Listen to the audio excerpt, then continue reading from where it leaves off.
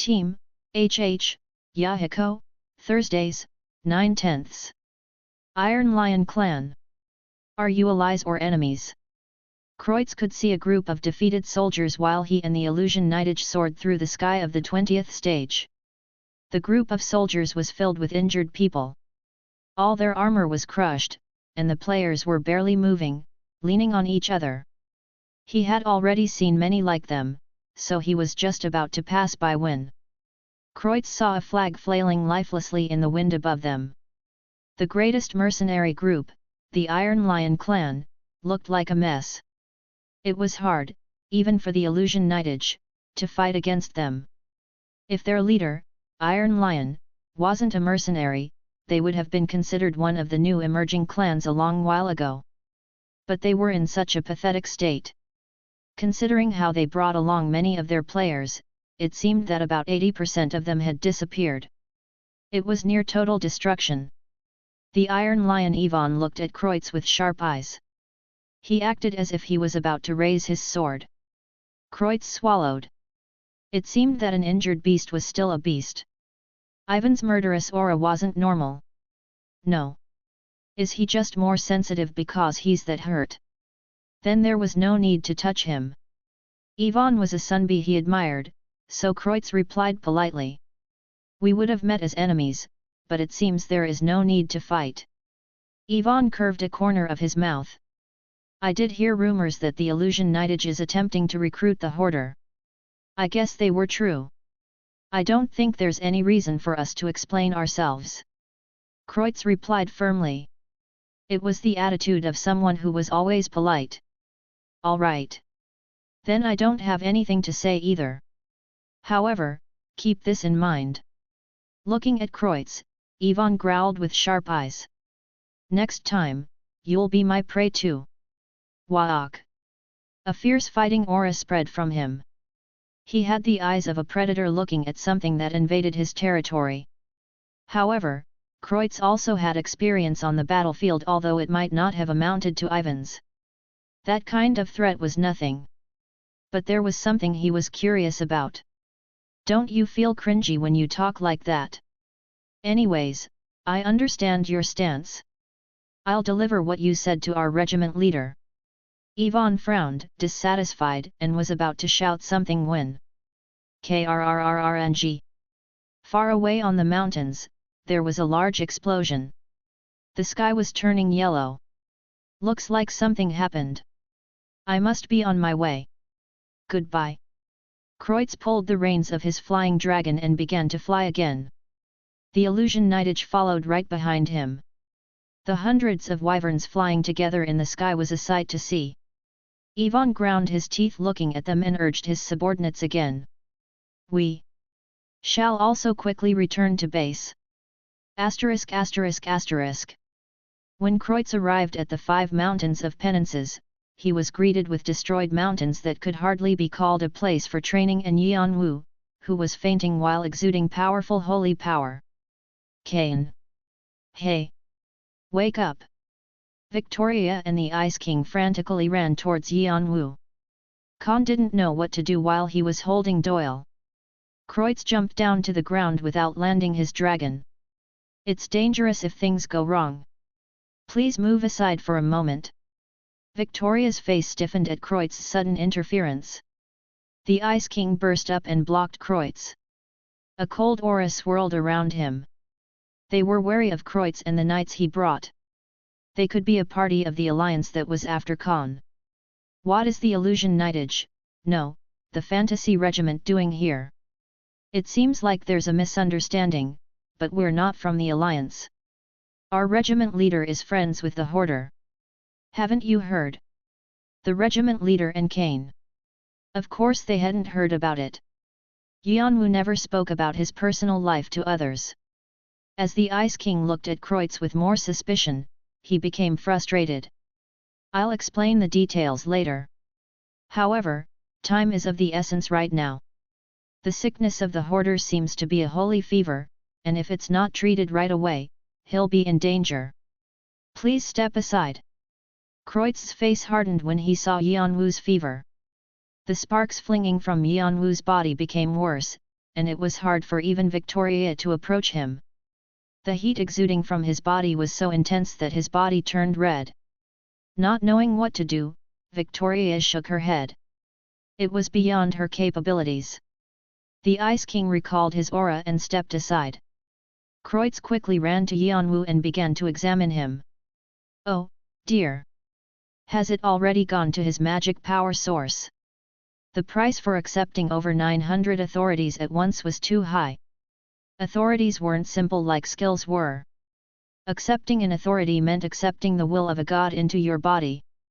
It was difficult to have just one, but hundreds? It was something that a mere mortal should never do. It was a wonder how his soul wasn't crushed.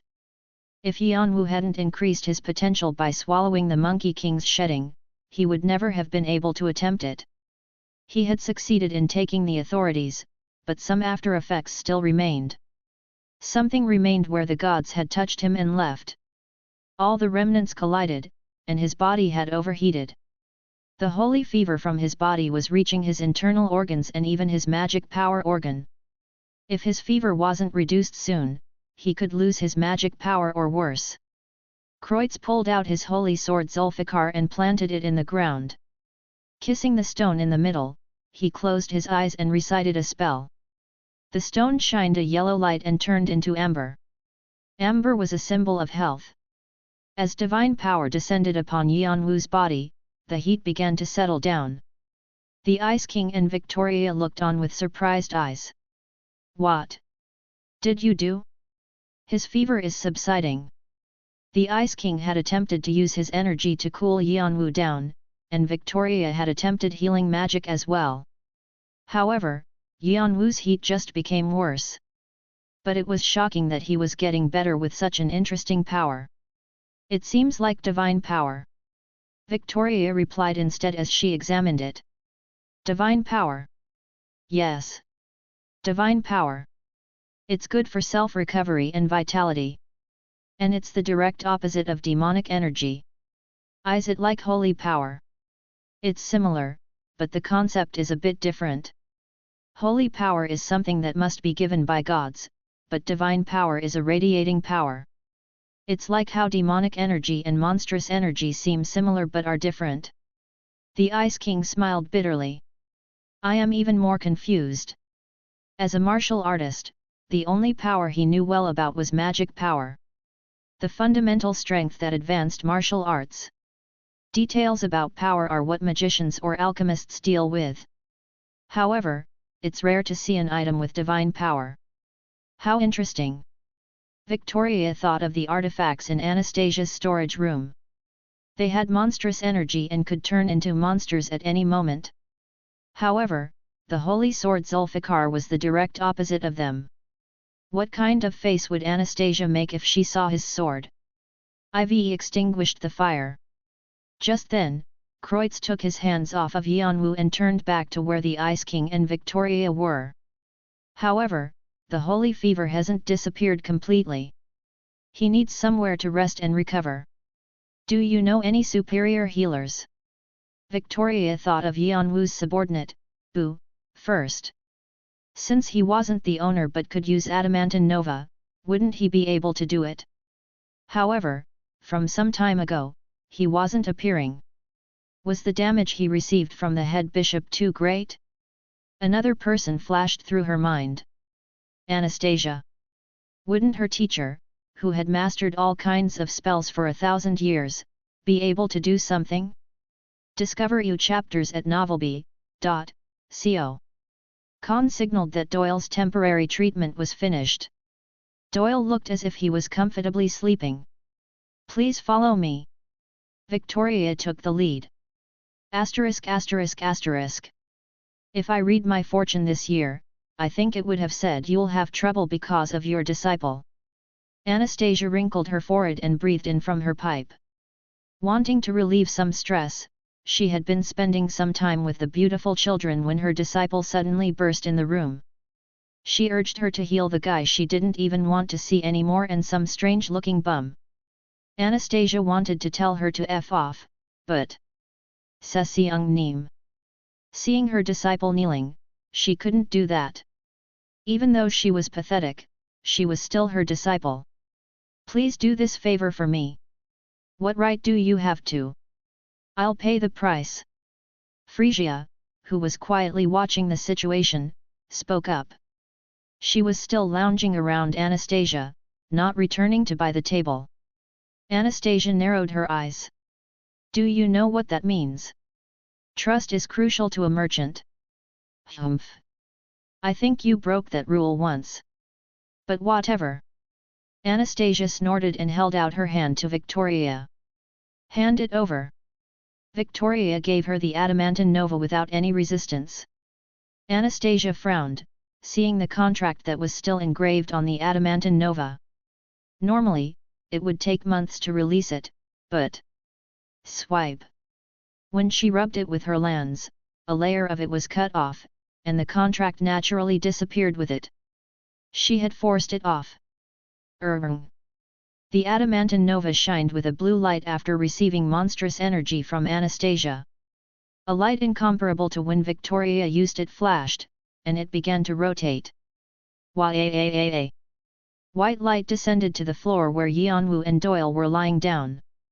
Anastasia bit her pipe and watched what happened. Smoke filled the room. Khan bowed to Frisia. There's no need to thank me. Like you, Kane is an important person we sponsor. If something goes wrong with him, we'll suffer great losses. And we've been watching Foxy Tail for some time, so you can just think of it as an investment. Anastasia scoffed from next to her. Humph. I'm doing all the work, but you're taking all the rewards. That's why one's popularity is important. Frisia shot back a lesson to Anastasia and smiled bitterly at Khan. And we erred on some things too. Khan looked at her with a questioning face, but Frisia didn't say anything. She just smiled faintly. Just then. Doyle began to rustle around. Khan quickly ran to him. Anastasia added an explanation. I don't know what happened, but his soul was in a state of suspended animation for quite a while, so he's weak. I'll look for a way for him to recover, so keep that in mind. How long will it take for him to open his eyes? Humph. If I knew that, I'd be a god. Do you think I'd be playing around here in the middle of nowhere? Sesiung Neem. Victoria shouted with a red face. Anastasia replied with an annoyed voice. 5 days at the most. 2 days at the least. Then, she left the room. Khan thanked Anastasia as well and tightly held onto Doyle's hand as if telling him to hang in there. Victoria had said that it was a miracle Doyle was alive and that it was a wonder how his soul wasn't crushed or kicked out of his body when the head bishop's large soul was in it. However, Khan realized that was what Doyle had been aiming for. Foxy tail. Like a fox, Doyle was extremely smart from a young age. He might have been preparing for it since he was chosen to become the head bishop's vessel. He must have believed that someday, someone would rescue him. Wasn't that an indicator of how much he trusted his brother? Defeat it. No matter what. That was all Khan could say to Doyle. Then, he looked at Yeon-woo, who was laying down next to Doyle. Khan's eyes were shaking while he saw the heat around Yeon-woo. You wake up too. Then I'll decide to be your servant or not. Like how I found my brother, you should find yours. That was what he wanted to say. Discover new chapters at novelby.co. In the night filled with darkness. What are you doing here looking pathetic? Nocturne and Twice turned their heads from the campfire at the voice that came from behind them. You came? We were just warming up the alcohol. Haha. You came right on time. Twice smiled and extended his arms out for a hug. He had a bottle of alcohol in one hand. The Ice King looked at Twice and the bottle and pressed Twice for it away with his finger, avoiding his hug. Get your creepy face away from me first. How many times have I said that your voice will actually change if you speak like that? Tisk. You're talking like an old person. Twice pouted. It wasn't an expression that fit an old man with a serious appearance. Crunch, crunch. His face and body twisted, transforming his height and size. The wrinkled skin disappeared and showed the smooth skin of a young woman. She looked to be in her mid-20s. The look that didn't match the old man's face now looked cute on her. How many people would know that the famous S-rank mercenary known as a cold-blooded murderer was actually this talkative girl? You're no fun. I could say the same thing. Why are you going around with that creepy man's face that doesn't even fit you? Because it's dangerous for a pretty girl like me to go around alone. The Ice King shook his head looking at Twice. Still, the smile didn't leave his face. Twice, who had a friendly and bright personality, sometimes felt like his granddaughter. You've arrived.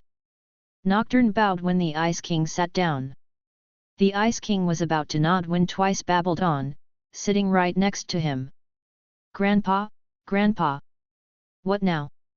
Punish Nocturne for me. It was a familiar scene. The Ice King chuckled. Did he leave without you again? Exactly. Geez. She said something about how he left without her when the battle began and she ended up having to move with strange men. She said that she suffered while helping them. After the attack on Walpurgis Nacht, Atran's mercenaries all scattered, but these three moved together. The three were all individual mercenaries who weren't affiliated anywhere, and they didn't have any work, so there wasn't particularly a need to separate. And strangely, they got along well. The Ice King was an elder who knew how to work with others, and Nocturne was the type who quietly did what he needed to do. Twice's personality was a bit light, but she never hurt anyone.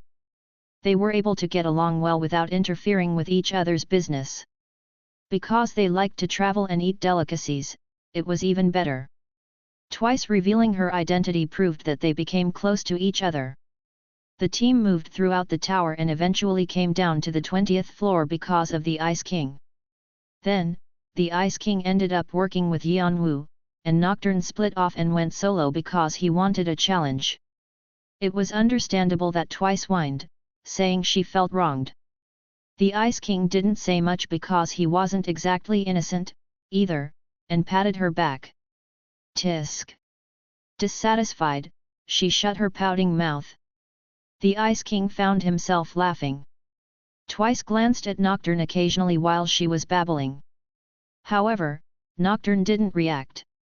Of course she would become annoyed. There's nothing more annoying than a man who can't catch on quickly, the Ice King murmured as he chuckled. Regardless, Nocturne waited for the two of them to finish speaking and spoke to the Ice King. Sir. Have you still not found your answer? Nocturne shook his head heavily. I see. That's tough. After hearing from his teacher, the Martial King, that he was excommunicated from the village, he always lived with an emptiness in his heart. That was the reason he looked for things to stimulate him. Eating delicacies, traveling to famous places, and challenging the strong. Still, he never felt satisfied. Right, you said you were an orphan. Yes. Although, I don't remember. Nocturne had no memory of when he was younger than 10 years old. When he woke up, he found himself in front of the One-Horn tribe's village and became the Martial King's disciple after sparking his curiosity. Then what about looking for your past? If you know where you were born and how you grew up, wouldn't things be better? Your lost memory might be eating at your head. I thought of that too. I guess you weren't able to find it. Since it's this kind of world. I suppose so. The Ice King was also an orphan. There were many people in the tower with similar pasts. Tell us your story instead. My story? Ah, you want me to tell you about your junior? Nocturne nodded. He heard that his old teacher had a new disciple. And he had seen him once. At the time, he felt that the guy was different from the sword god and himself. The sword god was chased away because of his greed, and he was thrown away because he didn't have any direction. And the new disciple? He was burning. He had put himself into a fire and was flaring up himself. Was he self-destructing or shining? Or was it both? Whatever it was, Nocturne had a strong impression from his hubby and looked into news of him even when they were apart. Becoming the 6 new stars, fighting with Triton, and many others. And because the Ice King had been with his junior, he was curious about what kind of person he was, how he thought, and how he lived. His junior had something he didn't have, so he thought it might help. Kane. He's an amusing child. The Ice King grinned thinking of Yeon-woo. It was for a short while, but he was as impressive as his teacher. He almost wanted to continue with him. Although he wasn't able to see Yeon-woo wake up, he believed that Yeon-woo would get up soon. The Ice King laughed, seeing Twice look at him with shining eyes like Nocturne was, and began to tell his tale. Asterisk asterisk asterisk. Nurgle suggests you serve him. He advises that only he can control death properly. Osiris holds out his hand. Ares strongly suggests you become his servant. Aemon gulps while looking at you. Vimalasatra whispers. Sir Nunnos is silent. A god from an unknown world wants you. Yeon-woo couldn't find himself in the flood of endless messages. A message has arrived from Agar's. Message, don't fall for anything. You are mine. A message has arrived from Agar's. Message, me, the Duke of the East. You're fated to become Agar's subordinate. Answer me. Things were whispering in his ear. To accept them. To become their servant. Some screamed out loud, and some tried to hold him with their hands. Too many voices rang at once. They all said what they wanted to, and it sounded like a buzzing beehive. He couldn't understand a thing. It was hard to deal with the interference of the gods and demons from the channelings.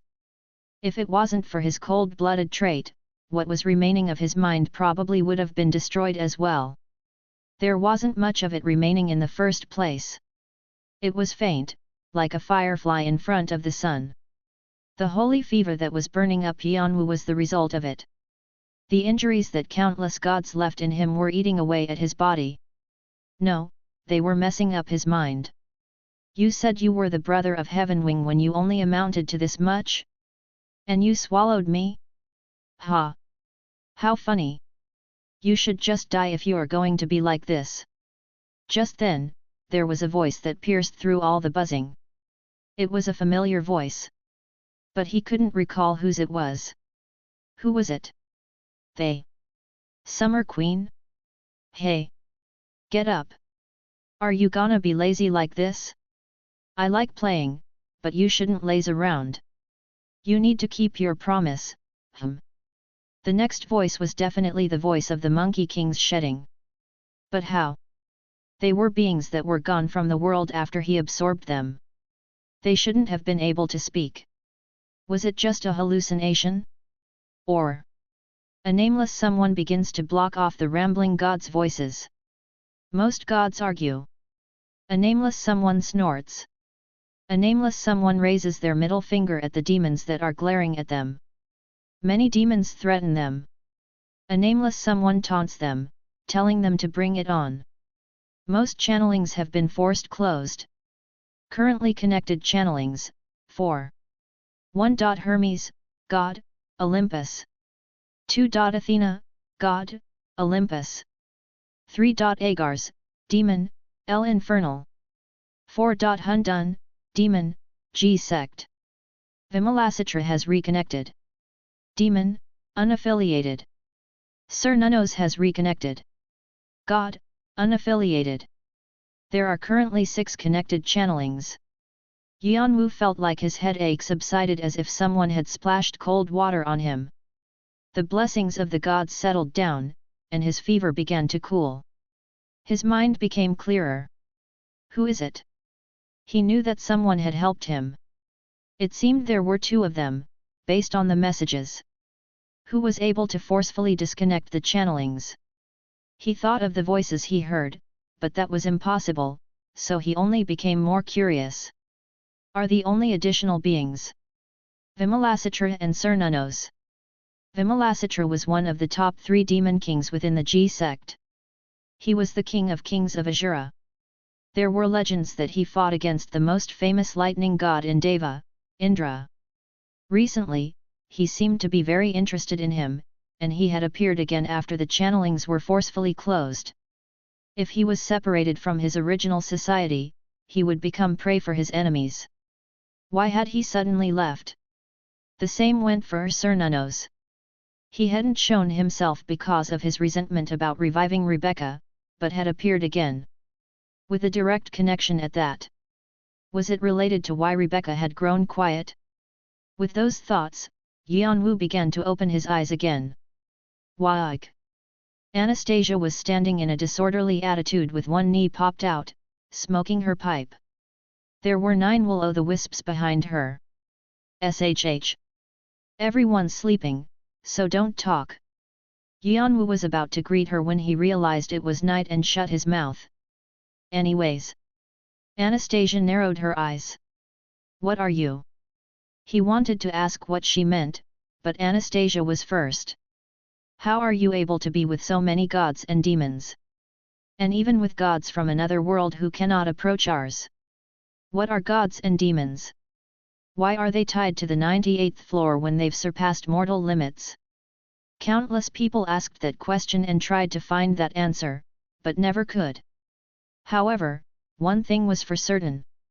There were more gods and demons than those who sent messages to the lower world from the 98th floor. Sometimes, gods from other worlds came knocking at our door. There was nothing revealed about the secret of gods and demons on the 98th floor. All that was known was that Alforoni, who was cutting off the heavenly world and the lower world on the 77th floor, knew something. Because of the situation, there was nothing about outer gods from other worlds, either. No. There is something. Yeon-woo felt his connection with Bu clear up. Faust. The great mage who created the Philosopher's Stone with the Emerald Tablet based on what information the outer god, Mephistopheles, gave him. That meant he was a player who contacted an outer god for the first time. But though Bu knew who he was now, he hadn't recovered all of his memories. He didn't know how he made a deal with an outer god. All Yeon-woo could hope for was that he'd remember something soon because his memories were returning at a quick pace. But an outer god had approached him? There was definitely something about it in the messages. It was faint, but it felt familiar. Then had an outer god approached him through Bu? Why? Anastasia was looking at Yeon-woo with squinted eyes. Foxfire floated threateningly around her.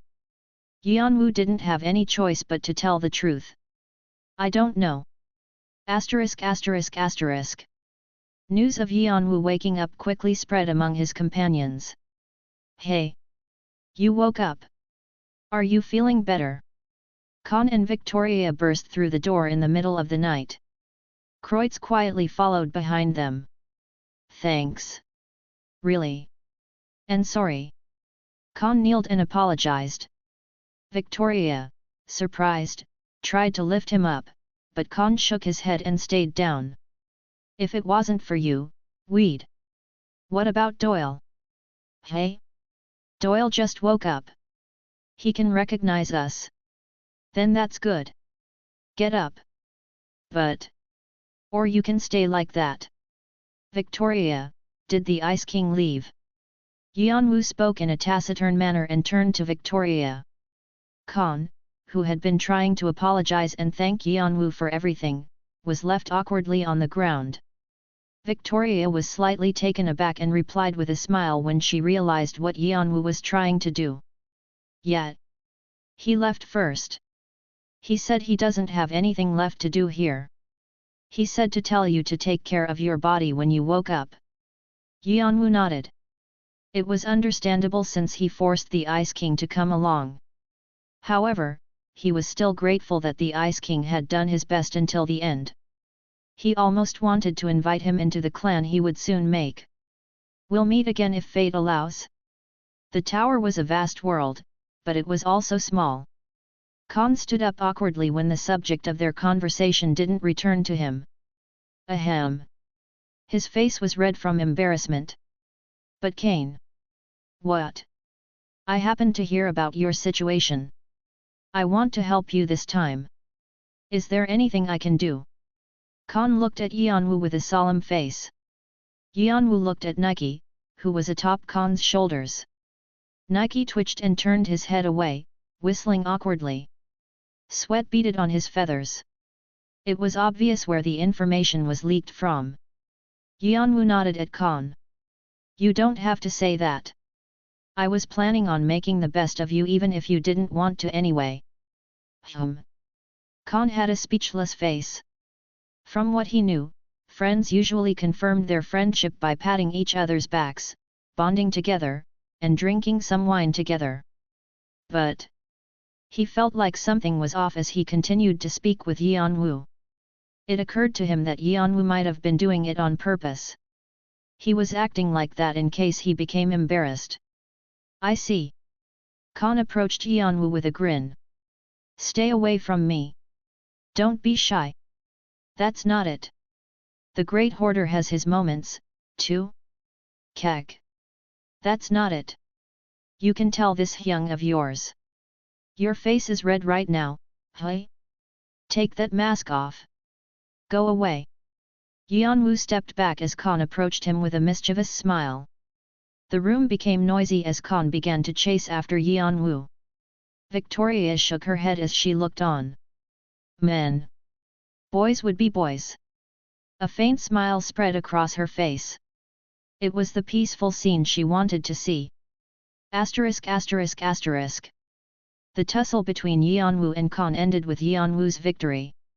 Son of a b. You actually used your fists. Khan muttered as he rubbed his black eye with an egg. He tried to block it, but he didn't have the ability to avoid the fist of someone who had reached the high ranker level. Yeon-woo fixed his crooked mask. This mask was his trademark. Khan wondered how Yeon-woo's face would look inside of the mask. Was the reason why Yeon-woo wore a mask because he had a facial deformation, like he said, or was there something else behind it? It might have been related to him finding his little brother. Actually, while Yeon-woo was being treated for his fever, Khan was the one who stopped Anastasia and Victoria from taking his mask off. It was because he believed there was a reason why Yeon-woo didn't take his mask off. Yeon-woo heard what happened from Nike and felt grateful. Although he seemed careless on the outside, Khan was a thoughtful guy. He was a good person to keep close. But the inferiority complex he had towards Fanti and Edora concerns me a bit. I wonder if it's disappeared with time. Khan and Doyle had been most wary of Fanti and Edora in the tutorial. Yeon-woo became curious about what would happen if they were all gathered in one place. Khan's stronger now, too. The 72 bian that Khan used were too advanced for even Yeon-woo to follow. After he swallowed the Monkey King's shedding, his understanding of the shedding deepened, but it was specialized for battle. There were various types of bian, so the path he took was different from Khan's. Khan. What? Khan replied in an irked voice. He was still rubbing his eye. You heard about where I'm going, right? Yeah. I don't know when I'll return after I go. It's dangerous too. It's a battle where you have to fight with divine beings. It's different from the tower. Khan realized that Yeon-woo was speaking in a serious tone and put down the egg, narrowing his eyes. What are you trying to say? How are you going to nurse Doyle? Don't you have to be here to block the bian of the Devil Army? Even though Doyle had regained consciousness, he had been weakened from demonic energy from being the head bishop's vessel for a long time. Khan's bian were needed to keep it at bay. Oh, Victoria said she would help with. Just then, the door burst open. Yeon-woo turned his gaze to the door and widened his eyes. Doyle was standing there. He looked a bit tired, but he had clear eyes. Please allow me to participate, Hyung. You woke up. Yes, all thanks to you. Thank you so much. Tell that to Khan. Hyung just did something that was expected. Shouldn't he be scolded instead for being a nuisance to the people around him? Doyle was the same as ever, just like Khan. Yeon-woo laughed. Anyways, like I said. No. Please take me to Tartarus. Hey! Where are you trying to go with that body of yours? Khan shot up to persuade Doyle, but... SparkU updates tnvel/by.com. He backed up without being able to get too far. Black demonic energy rose like sparks around Doyle. Not only that, but Doyle opened his right palm. The sparking demonic energy fanned around it and was sucked in, taking a small form. It was a dexterous show of demonic energy. Khan looked at Doyle with surprised eyes. Yeon-woo realized what happened when he saw the form with his draconic eyes and clicked his tongue. Remains of the head bishop. Yes, that's right. There was demonic energy left throughout Doyle's body. The demonic energy that stacked up while the head bishop was in his body remained even after he left. And I have quite a bit of the head bishop's knowledge. To be exact, it was probably the vestige of the head bishop. It seemed that his thinking and knowledge were left in pieces. It was an irony of fate, but to Doyle, it could be a way to turn misfortune into a stroke of luck. The head bishop's mind would help him grow in the future. Moreover, he had the pure demonic energy the head bishop had stacked up. He had enough strength. Actually, this was all possible because of Lady Persephone. Persephone. It was a completely unexpected response. Doyle nodded. She tied me to the living world and kept me from being swept away into the beyond. She said that I'd wake up soon, so I should relax. He had been wondering how Doyle was able to live for so long and avoid the head bishop's senses. It was possible if he had Persephone's help. It should have been difficult for a god to interfere directly like that since you're not an apostle. It's actually been some time since I became Lady Persephone's apostle. Khan and Victoria's eyes widened. It was something Yeon-woo hadn't expected either. Didn't Persephone already have an apostle? Bodhi of Green Yin. I don't know too well about that either. Just that he became a heroic spirit according to Lady Persephone. Thoughts spun in Yeon-woo's head. Persephone had gotten rid of the apostle she had and appointed Doyle into the position. Considering how hard the task was, it was a sign that she would actively be involved in their business. Was that an indication of how quickly she wanted to reunite with her husband and end the rebellion in Tartarus? If not, Yeon-woo remembered the bitter smile that Hades had when he delivered Persephone's letter to him. The first emotion he showed from the cold and exhausted face. Yeon-woo shook his head. He couldn't make rash judgments. What went on with the gods would only be a nuisance to him. Things were too complicated. So was I played by the gods and demons. He closed his eyes. From Athena to Persephone, all the gods and demons had known how this would end. Athena looked at him sadly during the entire incident, and Persephone had stepped up herself to take Doyle as her apostle. It would have been dangerous if the head bishop's ceremony was successful, but her gamble had paid off. An apostle who used the power of the heavenly demon. It was an accomplishment that no god had been capable of. Yeon-woo felt like he was a piece on a chessboard that the gods and demons were playing on. He had felt this before, but the lower world was only like a stage for the heavenly world to play with. Athena shakes her head saying that's not the case. Persephone is silent. And Lady Persephone told me to deliver a message to you. What? As soon as possible is what she said. She wanted him to hurry. If you give me a few days, I'll recover. And organize my thoughts. More than anything, the power of Lady Persephone will be a great help in Tartarus. Won't I be a help to you with this much? Yeon-woo couldn't help but nod. Like that, the party for a new journey was created. Kiaeok. You. Let me out. Let me out. Hook hook hook. I'm hungry. Hungry. Just hearing the screams from the 10,000 weaponry storage room was enough to make one shiver. As you can see, this all happened because of my horrible disciple. After the adamantine nova disappeared, she used different barriers and spells so the weapons and artifacts couldn't run wild. Still, there were limits to what she could do. With the core gone, the pressure on them would lessen. Moreover, Anastasia had been busy with Victoria and hadn't been able to focus on the storage room. Victoria glanced away, too ashamed to say anything. Khan and Doyle knew they were the cause of the problem and looked at the storage room with serious faces. Khan could use Bien, and Doyle could use demonic energy. Being sensitive like most rankers were, they knew how bad the problem inside the storage room was. Something big was being created inside. The evil intent from the weapons and artifacts leaked out and combined with each other, awakening their identities. If this went on, a resilient monster would be created. Of course, if Anastasia stepped up herself, she'd be able to rip it apart easily. No matter how big of a monster appeared, as long as it wasn't a superior monster, it wouldn't be able to defeat her. But Victoria knew that it took a toll on Anastasia for her to manifest as her actual body. It was why her teacher had been separated from the world for 1,000 years. Returning to heaven. That was what always tied Anastasia up. And you'll take care of this? How? Anastasia squinted at Yeon-woo as if telling him to stop spouting nonsense. He was looking at the storage room with an indifferent gaze. Yeon-woo just asked her a question while maintaining his calm appearance. I can take care of it. Please just answer this question. If I solve this, will you give me the adamantine nova?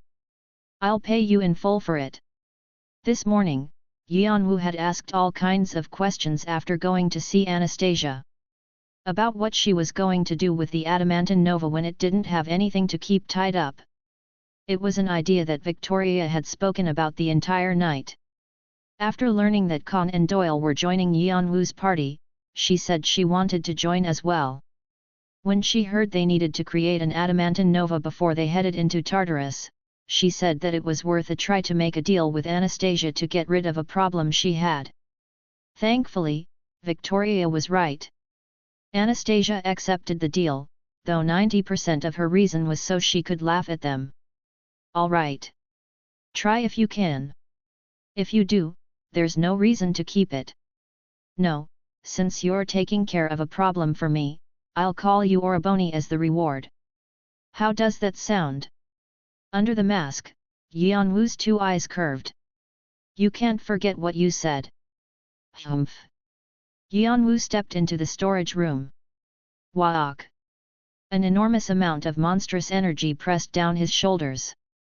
It was a power that anyone would end up bending to, but the authority combat instinct has been activated. The authority activated and scattered the monstrous energy that had been trying to surround Yeon-woo at once. Combat instinct. Rank, authority. Proficiency, 2.5%. Summary, an authority that a god of Olympus, Ares, gifted you. Ares has kept an eye on you, who was never discouraged in a battlefield with numerous enemies. However, because of his sister, Athena, he just watched you, but this time, he was impressed by you when you massacred all your enemies alone. He regrets that he wasn't able to find you before his sister. He gave you a powerful authority, desperately hoping that you'll become his apostle. Indomitable spirit. The stronger the pressure received from your enemy, the more you'll feel at ease and the tougher your will to win will become. The consumption of your health speeds up, but your offensive power is amplified. The effect is stronger the longer the authority is activated. Soul extortion. Your undefeatable spirit will discourage your enemies. With this, you will be able to take some health from them. The channeling with Ares is weak, so many of the authority's effects are being cancelled. The effect of the monstrous energy is being offset. A part of the monstrous energy is absorbed to increase your attack power. He hadn't been able to bring up the entirety of the authority. If he did, all 900 of the other authorities would activate at the same time. But because they were already registered in his skill window, he could use some of them. Ares shouts at you, asking what you're doing. He demands you to open the channeling again right this instant. Athena, who has been watching quietly, reprimands him. Ares flinches and steps back. He explains that that wasn't what he meant. Ares licks his lips and expresses regret. Apollo, who was watching the two, bursts into laughter. He shows interest in you. Artemis looks at you strangely. Yeon-woo cut his left wrist with his magic bayonet and sprayed the blood in the air. The blood of residual poison blood was a black color, having been combined with another type of blood. The authority Hagyu-Beal-seong has been activated. Hagyu-Beal-seong. Rank, Authority. Proficiency, 5.2%. Summary, an authority that a god of Dilmun, Nergal, gifted you. Nergal liked your fighting technique of using monster portents with poison to kill enemies painfully. However, he felt that you were still lacking in the way you used poison, so he gave you this authority hoping you would fix it. Epidemic God. The power of being able to create different epidemics is given to you. According to the proficiency of the skill, the territory and effects of the epidemic expand, and the more enemies you infect, the stronger the epidemic becomes. 1,000 killings. True death doesn't discriminate between the living and the dead. The same effects will show up on those without physical bodies. The channeling with Nergal is weak, so many of the authority's effects are being cancelled.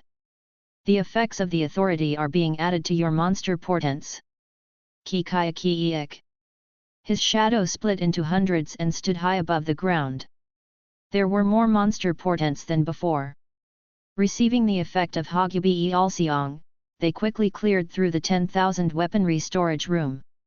The poison wasn't as strong as it could have been, but the option that the same effects could be seen on spiritual bodies too was a big help. What are these? Go away! Go away! Aak! The storage room full of evil intent quickly filled with screams. The monster portent Hun has gotten rid of the artifact Tadish's sword. It absorbs its power. The monster portent so has crushed the helm of a forgotten warrior. It absorbs its power. The monster portent king has swallowed the artifact Akam's book. It absorbs its power. What is? Anastasia's eyes widened at the unbelievable situation. The weapons and artifacts she had created over the centuries were breaking apart too easily. By mere shadow monsters. The weapons and artifacts were breaking so quickly.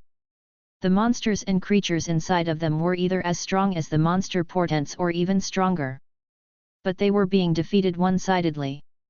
It wasn't because they had been sealed for long. They looked as if they were scared by something. Anastasia realized what was making them so. Explore new ovals on novelby.com. Boo, Witch Doctor's soul, looks down at the monsters and creatures. The monsters freeze. The creatures squirm to escape the horror. What is that? Deep inside, Inferno Sight was activated.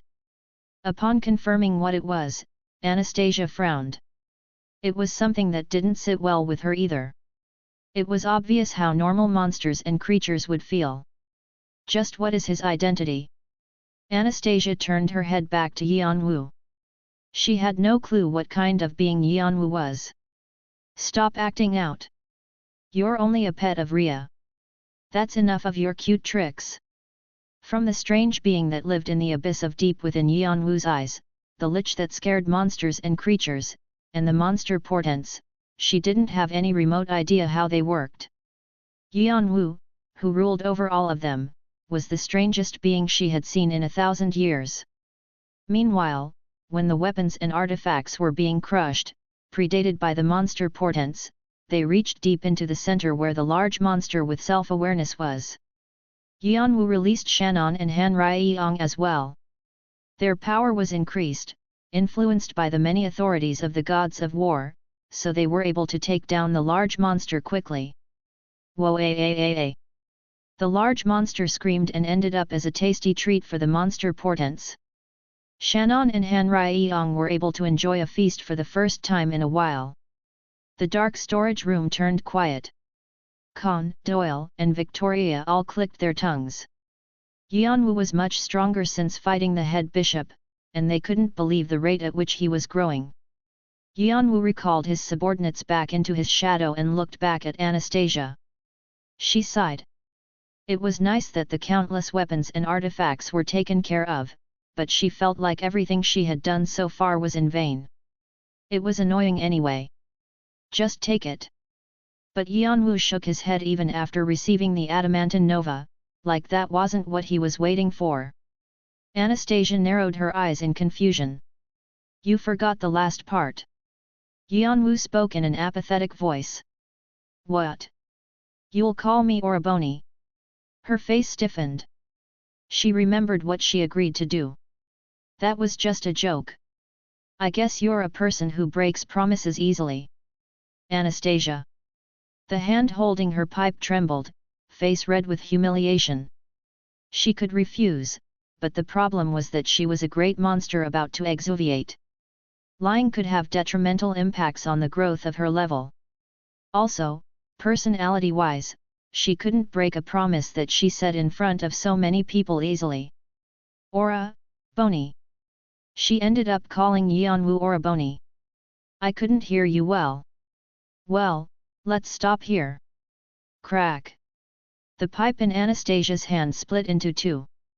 Asterisk asterisk asterisk. The monster portent Beck has reached its limits. It is transforming into a new being. The monster portent Jung has reached its limits. It prepares to transform for exuviation. All monster portents begin to transform. You cannot command them to do anything while the transformation is in progress. Please be careful of any external shock. If the transformation fails, the monster portents may disappear for good. The monster portents began to prepare to become superior beings after swallowing all the weapons and artifacts. Yeon-woo was proud to see about 100 monster portents grow at once. While Bu protected his shadow, he constantly supplied nutrients so the transformation would go smoothly. You have gained the last ingredient, adamantine nova. You have successfully cleared the first condition of the sub-quest, Helm of Darkness. Please begin with the second condition, the creation of Cunning. When ownership of the adamantine nova was transferred, a message saying to start the manufacturing process came up. I don't like you. Anastasia spoke suddenly. Yeon-woo just stared at her. Upon realizing why Yeon-woo was looking at her like that, she frowned. The promise she made still held up. She could see Con, Doyle, and Victoria giggling far away. She felt like her insides were boiling. What she didn't like the most was the steady eyes behind the mask. She wanted to manifest into her real body and rip his shameless face to shreds. I don't like Oraboni. Ugh. F. How long do I have to do this? Sheesh. I don't like it. I hate it. There was humiliation in her eyes when she glared at him, but her eyes were mostly filled with murderous intent. At first, you were the cause of my lacking disciple's pain, and then, you argued for the adamantine nova. You continued to bother my disciple. And now, you're trying to take her again when I thought she had finally come back home. Yeon-woo could understand how Anastasia felt. However, he didn't try to appease her. Resentment didn't disappear that easily. I'll be watching you. Anastasia walked away. The young children who were waiting for her quickly followed. Stopping in front of Victoria, she hit her with the broken pipe. A scream rang out. Somewhat satisfied, Anastasia left with a humph and returned to her home. Victoria rubbed the fist-sized bump that was coming up on her head. Khan smiled bitterly and treated her with bien. Doyle shook his head and quietly stood by Yeon-woo's side. Hyung, what are you going to do now? Head over to Tartarus right away. No. I'm going to gather some members first. Members? Since we have to make Cunning, I should gather skilled artisans first. The three Cyclops brothers would be there, but it would be difficult for Yeon-woo to create the Cunning, a great artifact, by himself. And right now, they were rushed for time. He needed help. The people from when we researched the Philosopher's Stone should be enough. Thankfully, one of the top 5 artisans, Victoria, had joined them, and Brahm said that he would gladly help Yeon-woo after hearing the news. Ananta's condition had improved, and he had time to leave for a bit. The members right now were enough, but he wanted to add one more person. Hanova. No player could match his skill in metallurgy. However, one thing that worried him was, I haven't gone to see him for a while. He was concerned that a hammer would come flying at him as soon as he went to visit. How should I tease him this time? Of course, what Yeon-woo was most worried about was different from most people. And Yeon-woo's hand was slightly shaking with nervousness as he adjusted his mask. With this, the 5 magic towers and 125 different fields of study agree to announce Kane as a common enemy, and we will be creating a team to eliminate him. Pound, pound, pound. The moment the gavel was rapped, all the magicians in the conference room stood up as one. Nervousness was written on each of their faces. An announcement declaring the Hoarder as their common enemy. It was significant. The magic towers and different fields of studies couldn't work together. It was because the path they walked on was different. However, after Walpurgis Nacht, talks of an alliance began to come out, and Necropolis was the result of experimenting with it. And the destruction of Necropolis threatened the magicians again and rushed the creation of an alliance. They were shocked that they were defeated by a newbie player who wasn't even one of the 9 kings. The lofty elder magicians were able to learn their places. However, the process wasn't smooth. It was because of the Hoarder's backing. Maybe if he was excommunicated like the Sword God, it would have been easier. It's said the Hoarder and the One-Horned tribe are close. And he gets along well with the next king candidate, the Cheongram siblings. There will be a ruckus. Now that the strongest in the tower after the Summer Queen and Red Dragon were toppled, what would happen if they stepped up? Would the magicians be able to take it? There were many opinions, but the gavel was rapped, and it was decided. They didn't have anywhere to turn to. The 5 leaders of the magic towers stood up and headed for the exit through the stairs. Their faces were stiff thinking of the battle to come. Asterisk asterisk asterisk. How dare you come here, you bastard! Yeon-woo was wrong about having a hammer thrown at him when he entered the smithy. It was an anvil instead of a hammer. He avoided it easily with a slight turn of his head. Isn't that expensive? You'll have to go through extra work to fix it because it's broken. Then it'll just... Shut up! Hanova frowned at Yeon-woo's teasing and shouted. Yeon-woo laughed, thinking Hanova was the same as ever. What are you laughing about? Hanova frowned even more, not liking Yeon-woo's attitude. Anyways, I apologize. How dare you come in? Hanova shouted again, but Yeon-woo didn't listen and stepped into the smithy without hesitation. Behind him, Con, Doyle, and Victoria followed with apologetic faces, wondering if it really was all right to enter like this. Kreutz looked around with strange eyes and entered last. Why, you? Hanova's face was as red as a tomato. His fist that was holding a hammer trembled. It seemed he was about to throw that, too. Please calm yourself first. You're not that young anymore, and you might faint from your blood pressure levels being too high. That would be your fault. What a shame. You bastard. Hanova ground his teeth. He really wanted to smack Yeon-woo in the head with a hammer. But then he would just dodge it and tease him again. He really was an infuriating guy. Con and Doyle looked from Yeon-woo to Hanova with shocked faces. What? Kane could make jokes like that? Whoa! No way! The Yeon-woo they knew was always cold and aloof. He was like a sword planted in the middle of a battlefield, painted with blood, about to fall any moment. Of course, they knew he was affectionate inside, unlike his cold personality. But looking at this new side of him, they felt the image they had of him fly out of their heads. It was a bit surprising, too. They felt closer to Yeon-woo. The same went for Kreutz. After sending the illusion Knightage back, he was glad to see a new, warm side to Yeon-woo after having been treated like he didn't exist. Is he like that with the regiment leader? I can't imagine it. Kreutz thought of the regiment leader, who was as indifferent as Yeon-woo was, and grinned. What's that tail behind you? What did you bring with you? Hanova looked at them with narrowed eyes. Considering how noisy the Fanti siblings were when they came with Yeon-woo, the four just looked like more nuisances for him.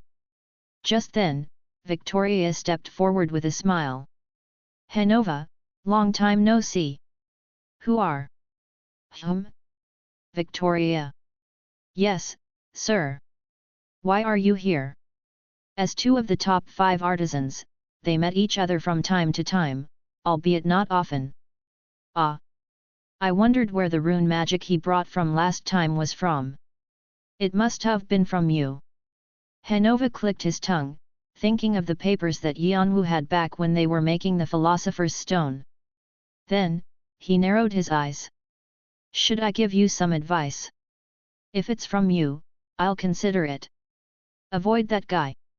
He has all kinds of sly schemes planned. If you can't get out now, you'll be stuck forever. Victoria burst out laughing. I guess you're already in deep. Well, anyways. How's your teacher? Fine, thanks to you. Good. Yeon-woo was slightly surprised when he heard what the two said. You know Anastasia. Hanova tossed the hammer on the floor and looked at Yeon-woo with a taciturn face. He seemed to be wondering whether he should answer Yeon-woo or not. Then, he took his pipe out of his mouth. White smoke filled the air. Didn't she use a pipe like this? She did. I made it. She said she wanted one when she saw me smoking it, so I made her one. Yeon-woo thought of how Anastasia's pipe had split in two. It had happened because he got on her nerves. Thinking that the hammer might come flying at him if he mentioned it, he didn't say anything about it. Victoria glanced at Yeon-woo.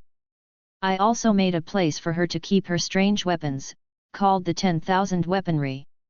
I used to fix it up if there was any problem with it. The 10,000 weaponry was destroyed by Yeon-woo's hand. So were the weapons inside of it. He didn't say anything about it this time either. I made a villa for her to stay at, too. Yeon-woo thought of how he blew up Anastasia's residence. How many artisanal works did you break?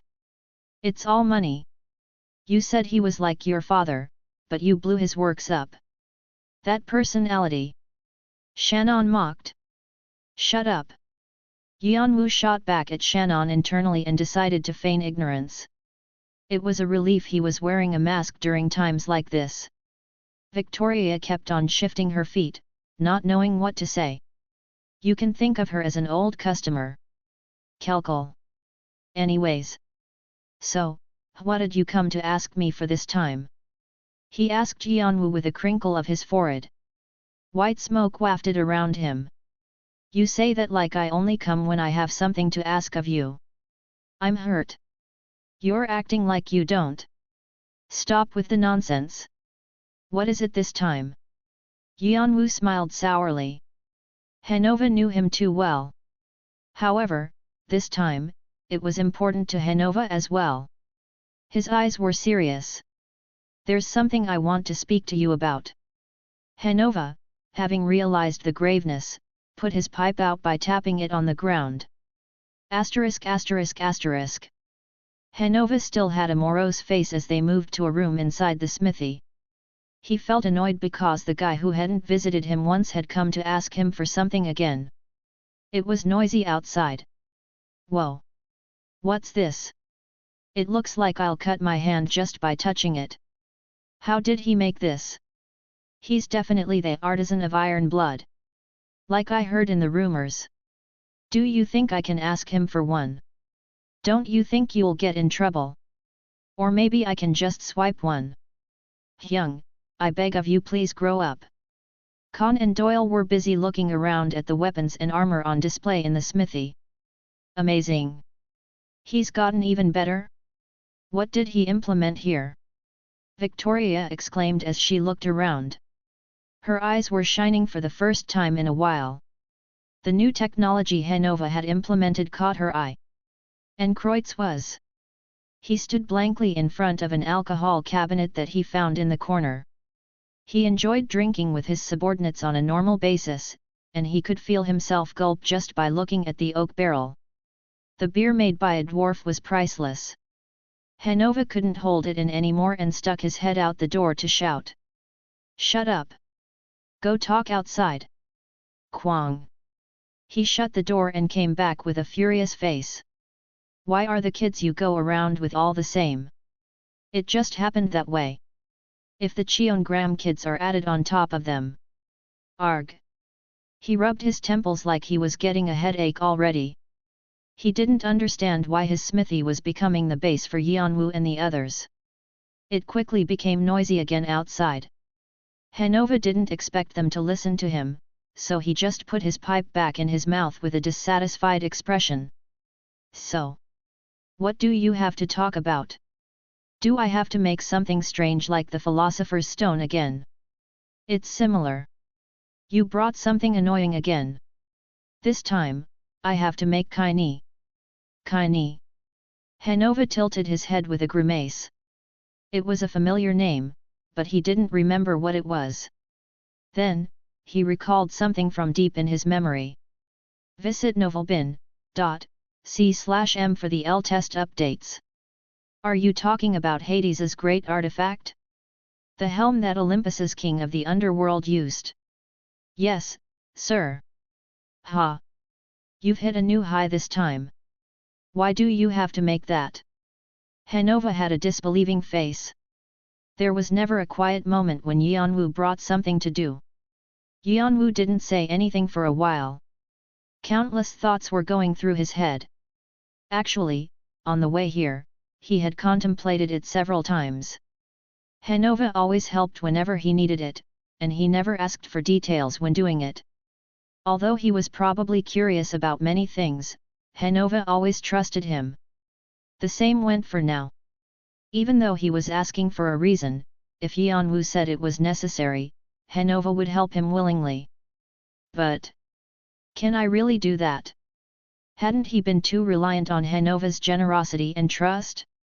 Moreover, what he was doing this time couldn't be spoken about easily. He would have to pull Hanova into what he was doing and could potentially expose him to danger. Also, it was related to the whereabouts of his little brother, who Hanova longed for. Asking for help without explaining anything was deceiving Hanova, even though he might be alright with it. Yeon-woo came to a decision after much thought. To trust Hanova. It's fine. The hardest tool to make in the world is probably the one that will pry your mouth open. So, what do you want me to do now? You're not gonna tell me to go to Tartarus with you. Hanova trailed off as he spoke. It was because Yeon-woo suddenly reached for his mask. And clack! Yeon-woo took off his mask. It felt strange because he hadn't taken it off in a while. Still, he felt dizzy from nervousness. He didn't have any idea what Hanova would say when he saw his bare face. Whether he would resent him or become depressed. He felt a bit worried. Hanova had a surprised face, not expecting Yeon-woo to take his mask off so suddenly.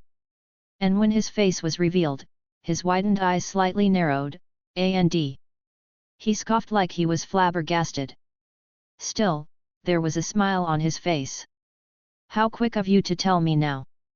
You bastard! Yeon-woo looked shocked. All kinds of questions floated around in his head. He asked in a slightly trembling voice. Did you? No.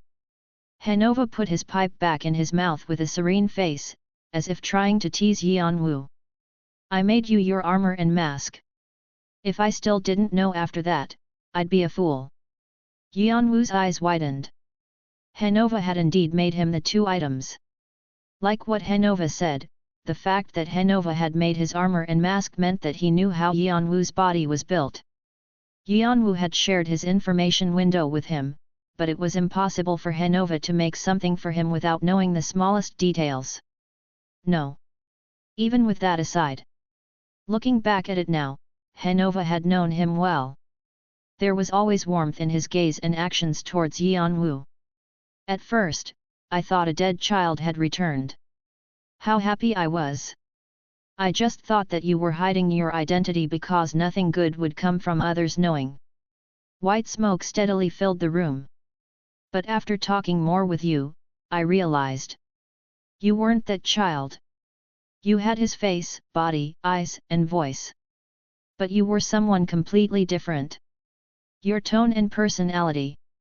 Hanova's gaze was fixed on the furnace with only a spark left. Sounds of the fuel burning popped in the room. So I thought someone was trying to trick me. But that wasn't it either. Then I understood. Hee. There was something he said a long time ago in passing. Old man. Old man. It was like the voice of the dead was ringing his Hanova's voice. He remembered how the guy had entered his smithy without any permission and talked up a storm while he was working on a piece of iron. What now? If you're just gonna babble, go get a hammer and help. Do you have a family? What in the world are you going on about? Just answer my question. Humph. I'm a black dwarf who strayed from his path as a blacksmith. Of course I wouldn't have something so troublesome. This anvil is my son and this hammer is my wife. What? You're no fun. What? Then what about you? Mine's better off than your boring life. He pictured the child's smile. I have a rude brother. Hanova's gaze was fixed on Yeon-woo's waist. He could see the magic bayonet exuding a cold aura. The iron he had been working on at the time was now in his brother's possession. Actually, I was waiting for you to bring it up sometime since nothing good would come from me asking about it. I thought you were just trying to collect your thoughts. So you wanted to tell me now? No. You want me to do something, but your conscience won't let you ask me without telling me. Is that it? Hanova glared at Yeon-woo with narrowed eyes. Yeon-woo shook his head firmly. That's not it. No? You're in the palm of my hand. I can tell from your usual actions. Seems like the old man knows your personality well. Guess it's because he's experienced too much. Shannon's laughing voice rang in his head. Shannon. Visit novelbin.c/m for the L-test updates. Please shut up. Hanova took in another deep breath from his pipe. There was a brief period of silence between them. Yeon-woo wondered what he should say. Did he need to apologize? Or, what did he say about me? Yeon-woo asked with the same face as Cha Jeong-woo. He said you were rude. That bastard. Kelkel. Looking back at it now, he was right. Hanova chuckled. All his annoyance seemed to be gone. Yeon-woo laughed with him and slowly opened his mouth. You asked why I needed to make Cunning earlier. I did. It's to find Jeong-woo. Hanova's smiling mouth hardened. What are you? He widened his eyes at the unexpected statement. Yeon-woo began to explain the situation he was in. The cast of the Black King that he could only complete after creating Cunning. The promise with the 3 Cyclops brothers. And the pocket watch that contained a secret. Can you show me? He held out the pocket watch to Hanova. Hanova examined the pocket watch for a while. Then, he frowned. The seal is too strong. Metallurgy isn't enough to repair it. And you said something about the soulstone earlier, right? Yes, sir. If that's in here, I'm even more sure. It's too hard for me to do something with it. They might also find it too difficult. Hanova didn't clarify who they were, but Yeon-woo knew who he was referring to. He was saying it could be hard for the 3 Cyclops brothers as well. He avoided explicitly mentioning their names out of respect for the 3 Cyclops brothers, who were considered blacksmith gods. That was how hard it was to deal with soul stones. Yes. I thought it might be hard too. Then why? Still, if 3 gods work on it along with Victoria and Brahm, wouldn't there be some kind of result? And we have you, so why would I be concerned? Did you think flattering me would get you anywhere? Yeon-woo scoffed, but there was a smile on his face. And even if we fail, Hades agreed to give me Cunning after we help him. Ah, so you're saying you can awaken the power of the Black King to find another solution? Yes, sir. Yeon-woo nodded. The power of death. If he had the authority that gods and demons respected and Poseidon was wary of, he thought a path would open. Yeon-woo crossed his arms and nodded. So whatever ends up happening, you're saying that making Cunning is at the top of the list? Yes, sir. And going to Tartarus is necessary. Yeon-woo smiled bitterly. Yeon-woo grimaced and took the pipe back in his mouth. I'm going through all kinds of things after meeting you brothers at the end of my life. I don't know what kind of sin I committed in my previous life to deserve this. Even while grumbling, Yeon-woo's eyes were blazing like the fire in the furnace from the hope of being able to meet the person he once considered his son. Asterisk asterisk asterisk. The head bishop slowly woke up, opening his eyes. He saw a familiar sight in front of him. A room with a solemn atmosphere. He knew at once that everything had gone wrong. Still, he looked down at his hand with hope that it wasn't true. It was a wrinkled, dry hand with bones and veins popping out. There were many age spots all over it, and it looked powerless. In fact, he had no strength. His magic power organ was dried up, and his muscles couldn't recover anymore. The only reason he had been able to last this long was because of his outstanding soul power. But even that would be useless if his body was destroyed. No, before that, if the curse took over his soul, it was the end. This was why he desired a new body. He was planning on awakening as a new being to overcome all his troubles, but... Did I fail again? Things didn't go his way. I thought I was closer to success this time. The damned curse. The damned heavenly demon. The head bishop muttered words that were unimaginable for a head bishop to say. But the skies were silent, like they didn't care. He would have preferred for the skies to punish him instead, but nothing followed. Were they saying he didn't even deserve to be punished? Or could they just not be bothered to do so?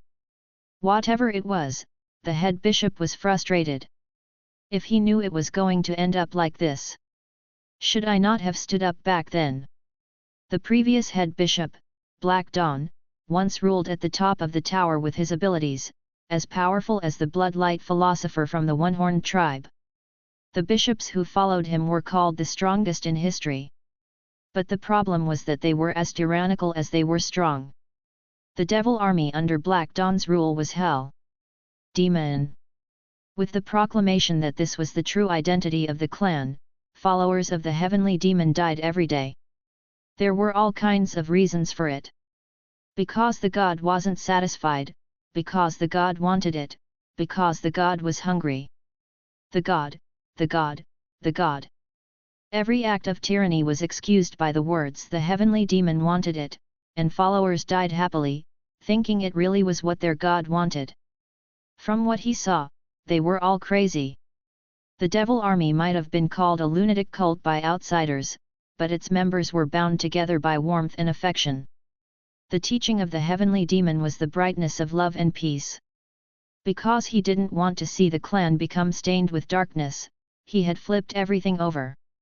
During the ceremony for the heavenly demon that happened every 10 years, while everyone was on their knees, he alone stood up and killed Black Dawn and the other bishops, who were saying he was disrespectful. Wearing the bloodied crown, he announced that he was the new bishop. Everyone was shocked, but they couldn't reject him as he had killed Black Dawn. The ceremony ended like that, and a curse was engraved on his soul. It was back then when the authority of the heavenly demon was closed off from them. Many bishops and diocesans were killed off easily because of this. Because they weren't allowed the authority of the heavenly demon, there were limits to what power they could have. Compared to those who came before them, their power was near nothing. The reason none of this was known to the public was that the strength of the head bishop was outstanding, and Kindred, the second bishop, had accomplished a lot. But even this was in danger. The curse had violently spasmed and was eating at his body. From then, he had no choice but to become evil. Even with the curse, he had never resented the heavenly demon. Rather, he spent every day and night correcting Black Dawn's teachings.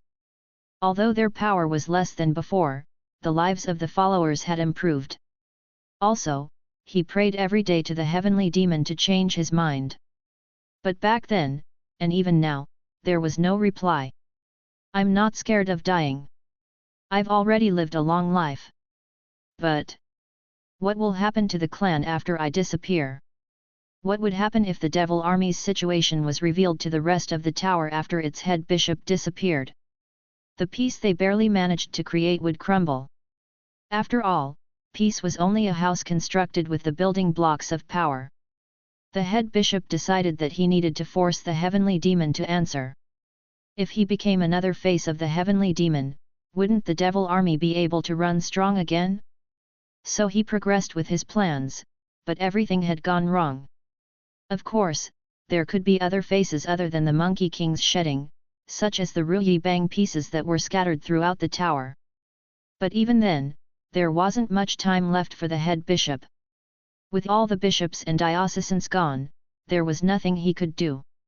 "I guess there's only one thing left to do." He judged it was time to pull out the last card that he didn't want to use. "We'll abandon our god." If their god rejected them, they had no other option but to find another. Or swallow him. The head bishop's eyes flashed. Creak.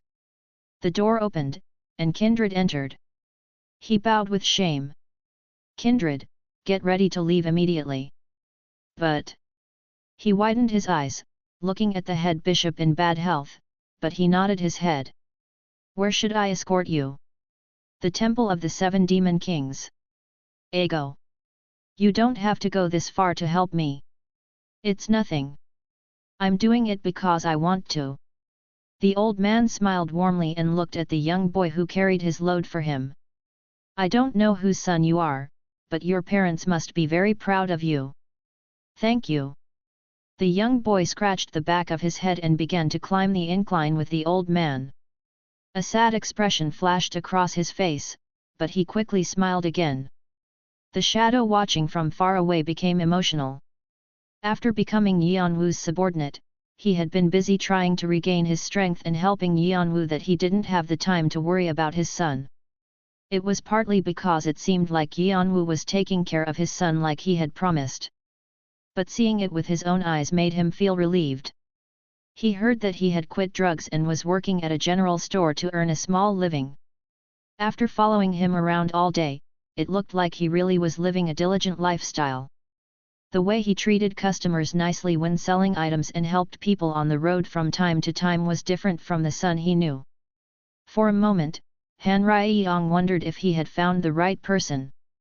He also thought that his son might have been acting like that only in the day and doing something else at night, but that didn't seem to be the case either. He really had turned over into a new leaf. He didn't have the competence as a player, but he was still acting like a human. What had Yeon-woo done to his son? The thought suddenly occurred to him, but he shook his head. It could have been that I raised him improperly. Han Ryong did everything he could for Hanbin, but he wasn't there when Hanbin needed him the most. These things could have been what made Hanbin like that in the past. Of course, that didn't excuse what Hanbin did. Many people were hurt by him, and the 16th floor was nearly destroyed. But after seeing how his son had changed, he felt his head become clearer. Faceless. Han Ryong thought of when he met Faceless at the Monkey King's palace. "Who?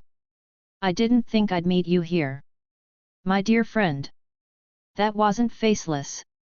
Faceless had many faces, but the one who appeared was someone whom he thought was dead or near dead. Sword God. Han Ryong clenched his fists. "I wondered where you were hiding all this time." Faceless was included as a part of the 6 new stars, but he was a player who had been in the tower for quite a bit. He was pretty famous for his axe, but he wasn't very popular because he wasn't that skilled. After Red Dragon suddenly toppled, he had been on the rise with all the changes in the tower. The sword god was faceless. No, to be exact, he was disguised as faceless. He probably swallowed him. The real faceless. The sword god was crazy about martial arts, but he hadn't completely ignored other skills. It made sense if he used other methods and arts to avoid the eyes of those who were looking for him. However, if there was a problem, it was that he wasn't just one person. As a death noble, he knew there were many souls other than the sword god in Faceless. It was problematic that he knew most of them. Mubial, Kadik, Hebixel, Say, Tyler, and even Flang. They were all subordinates who had been ready to give their lives for the sword god at any moment. They were the sword that allowed Jeong-woo to be in the 8 large clans. All of them were with the sword god. And one of them was someone he never would have imagined. Flang, the martial king's younger brother and one of the founders of Jeong-woo. There were other souls as well, but most of them were from Jeong-woo. Faceless was a walking Jeong-woo. However, because there were too many souls in one body, the body wasn't able to do its unique function. It creaked with just a little movement, and the dominant personality changed frequently. But Han Ryeyong thought that Faceless would be able to overcome those constraints and become full again. No, he might even reach a higher peak than the sword god had. He would be able to process the thoughts of many people at once. Most of all, the sword god Han Ryeyong knew never crumbled in front of an obstacle and forced himself forward. That was how he was able to go from being unable to speak to one of the 9 kings. I'll see you next time if fate allows us. Faceless aided Han Ryeyong before the cave collapsed. And until now, Han Ryeyong felt frustrated and uncomfortable. Even if he went back, he would do the same thing. But even so, everything was because of him. He had already told Yeon-woo everything he knew about Faceless. Yeon-woo firmly said Han Ryeyong didn't need to worry about anything, but he still felt uncomfortable. Since Faceless saw that he was with Yeon-woo now, unless Faceless was a fool, he'd know who had destroyed Jeong-woo. Han Ryeyong, where are you? Just then, he heard Yeon-woo's voice through their connection. It seemed it was time to go back. After replying that he'd return, he looked at his son for a while and disappeared into the shadows. Hanbin paused and looked around. He had definitely felt something familiar. What's wrong? Nothing. Let's continue. Hanbin shook his head and began to walk with the old man again. ******. Uncle. Are you going to work again? No fair. Yeon-woo held the whining Sha high up into the air. I'll be back soon. Humph.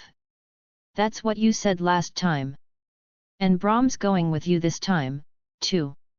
Yeon-woo knew that she was slightly upset, so he smiled. It was probably because Brahm, who took care of her often, was going as well. Then bring a melana when you come back. Tien, melana is a type of Korean ice cream. What?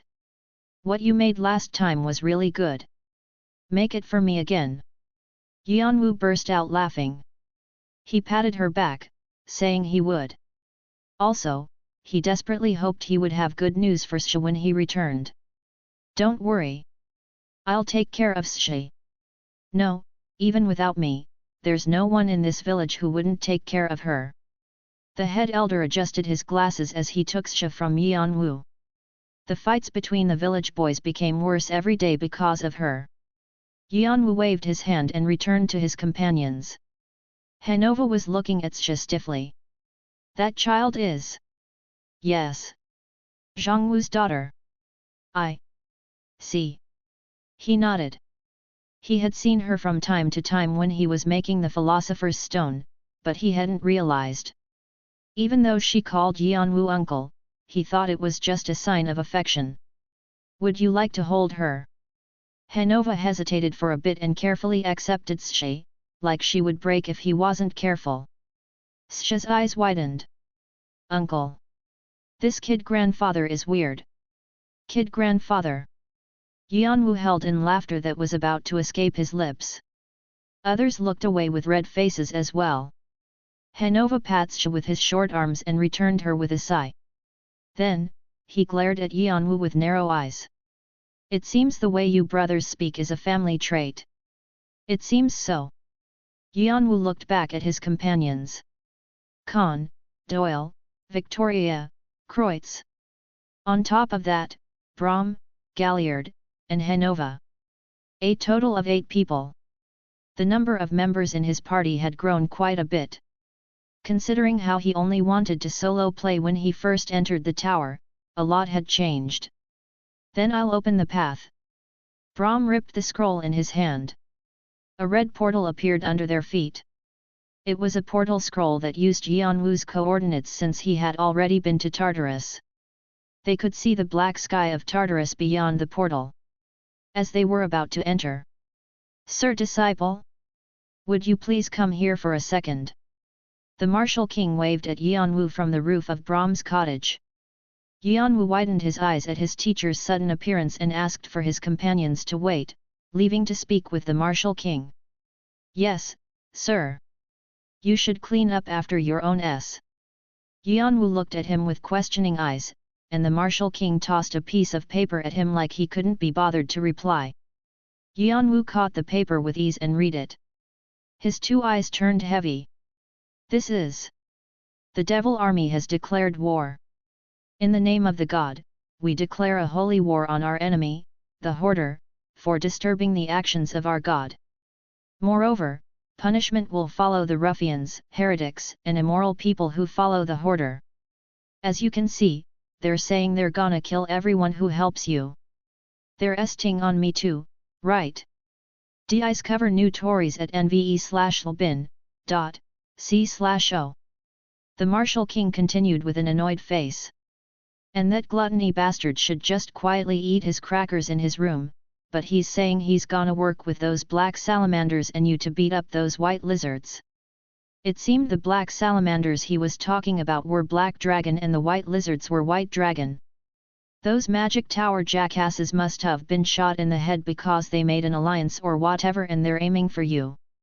Yeon-woo thought of how Dr. Doom and Necropolis had been melted down by Boo. Elohim, those sons of B are also acting up again? And that Iron Lion clan or whatever is gathering mercenaries too. 4 out of the 8 large clans were moving. The Magic Tower Alliance hadn't been able to show its full power because of internal struggles, but if it was united, it was a force to be reckoned with. If the Iron Lion clan rounded up the world of mercenaries, it would be a mighty force too. It could turn into a great war. But this is all with you at the center. What kind of mess have you been making?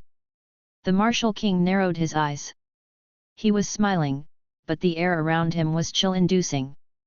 Because of our Sir Disciple, our entire village will be involved in something annoying, so what should we do? But... is that it? Yeon-woo was nonchalant.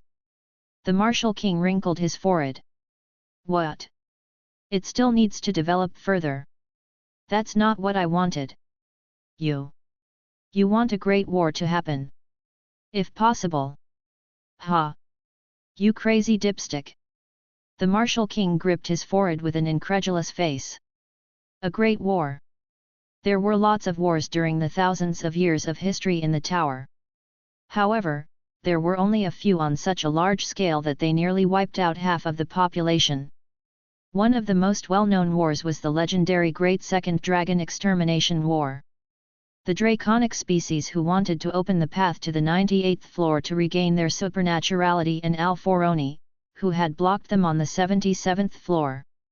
The result of the war was the extinction of the draconic species, who were said to rule the tower at the time. If the young Summer Queen hadn't survived, the entire draconic species would have died out. There were a few more great wars after that, and each time, there were changes to the hierarchy of the tower. But that was what Yeon-woo was talking about. It was unbelievable from the Martial King's perspective. But Yeon-woo's eyes were more serious than ever. Please just ignore it. War won't happen that easily anyway. The situation will have inflated more than they expected, and they'll be busy being wary of each other. As long as the fire in the furnace isn't lit, there will only be talks of allying and uniting with each other. And you're going to light the furnace? Yeon-woo didn't say anything. The Martial King's eyes settled heavily. He lifted a corner of his mouth. It looked like a mocking smile in one way, a mischievous smile in another. Is this the picture that you wanted to draw? Yes. Our Sir Disciple's drawing skills are lit. The Martial King clicked his tongue. You know what my policy is, right? Yes, I am aware. The Martial King always set forth 3 rules for anything involved with the One-Horned tribe. No interference. No involvement. No tolerance. They wouldn't accept any interference. They wouldn't get involved in anything either. But when either of the two occurred, they wouldn't show any tolerance. It was how the One-Horned tribe was able to stand high and mighty above the quarrels of the 8 large clans and continue to grow until now. But as Yeon-woo caused chaos in the tower, the One-Horned tribe could be dragged into it because of him. The Devil Army and Magical Alliance openly mocked the One-Horned tribe and the Martial King. They said they were ready to fight. The Alliance of Bloodland and Black Dragon even expressed their desire to have the Martial King himself step up. No, the fact that they said they would work with Yeon-woo, who wasn't that powerful in the first place, was obviously a measure to involve the Martial King. But the Martial King didn't want to join them at all. The only reason why he appeared in the fight with Red Dragon was because of the no-tolerance rule when they were swept up in the battle during their chase for the culprit who hurt one of their members. He just laughed at those who fought over who was the strongest. He wasn't aiming for a mud puddle like that. He had greater ambitions. Al-Foroni. His only interest was in bringing down the guy who loftily looked down on him from above. The Martial King had come to tell Yeon-woo that he had already sent 2 disciples out and barely found this one. And he was showing some potential as well. He didn't like how Yeon-woo always caused incidents, but the Martial King had done the same when he was younger, so he pretended not to see it. But if Yeon-woo took it too far and splashed mud on him, he couldn't stay still. And because Yeon-woo knew that well, he nodded. Before the Martial King was his teacher, he was a king who kicked his own brother away for his tribe. There was no way Yeon-woo couldn't understand his stance. Even with that aside. This is my fight. He had to carry out his revenge with his own 2 hands. I think you said the same thing some time ago. Well, whatever. Come back safely. Although, it'll be pretty hard. And with that, the Martial King disappeared. Yeon-woo bowed, knowing that his teacher was still watching him from somewhere, and he entered the portal. Pat. Light filled the world and blinded him. Asterisk asterisk asterisk. You have entered the hidden stage Tartarus. The air is too stale. There's also pressure on souls going around. Is it because it's a place where divine beings live? This is Tartarus. The party frowned once they entered Tartarus. A stale air. Ominous atmosphere. And a pressure that pushed them down. It was a place where the living weren't welcome, and mortals who didn't know level were forbidden. The party members felt like their souls and bodies would be separated if they didn't hold onto their wits tightly. Khan and Doyle quickly activated Bien to escape the pressure while Victoria activated the artifact that Anastasia had given her to create a spherical barrier around them. When Kreutz planted the holy sword Zulfikar into the ground, another barrier was added on top of it. Hanova, whose face was pale upon arriving in Tartarus, could finally catch a breath. Then, he looked around to find Yeon-woo. You said we were going to the temple of the king of the underworld, but where are we? Even from what Yeon-woo could see, their surroundings were completely devastated. Only a few traces left behind showed that there had been a battle here a long time ago. Yeon-woo turned to Brahm, who created the scroll. But Brahm didn't seem to know either. I inserted the coordinates you gave me. Yeon-woo went over his coordinates in case he had accidentally given the wrong ones. They were correct. Vimalasitra smiles with satisfaction at the familiar scene of war. Sir Nunnos quietly watches you. Persephone silently urges you to quickly find her husband. While Yeon-woo frowned at the messages from his connected gods. Hades said the last of his territory was a temple, correct?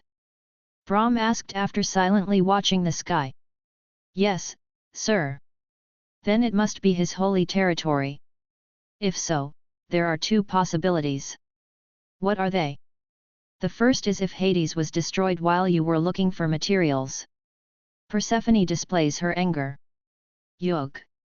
Just then, Doyle suddenly wrapped his hands around his head and fell to his knees. What's wrong?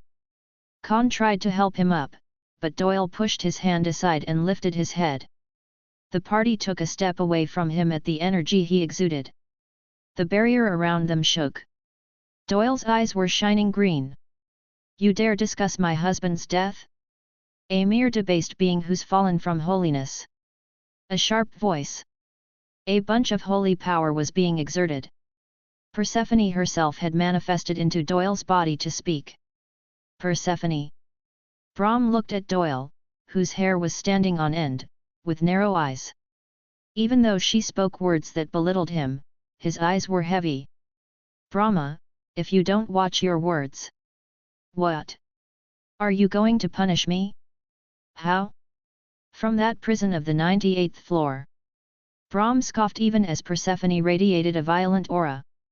He had shown a generous side of him while taking care of Shi, but he was actually a cynical being with the nickname Exile. His dislike of supernaturals tied to the 98th floor was actually worse than before.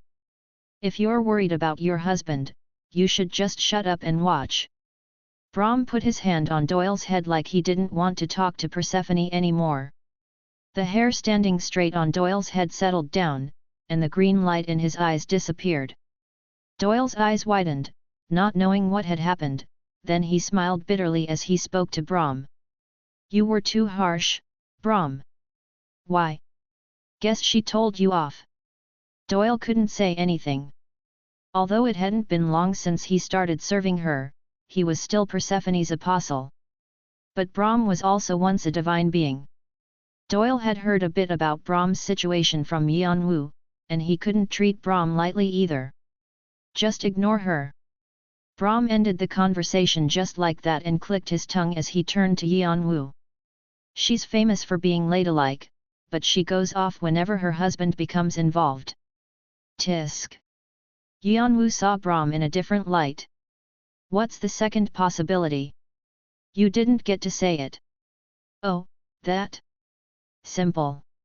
Hades temporarily changed the coordinates of the holy territory. Yeon-woo's eyes widened. That means that there's probably a fight going on somewhere.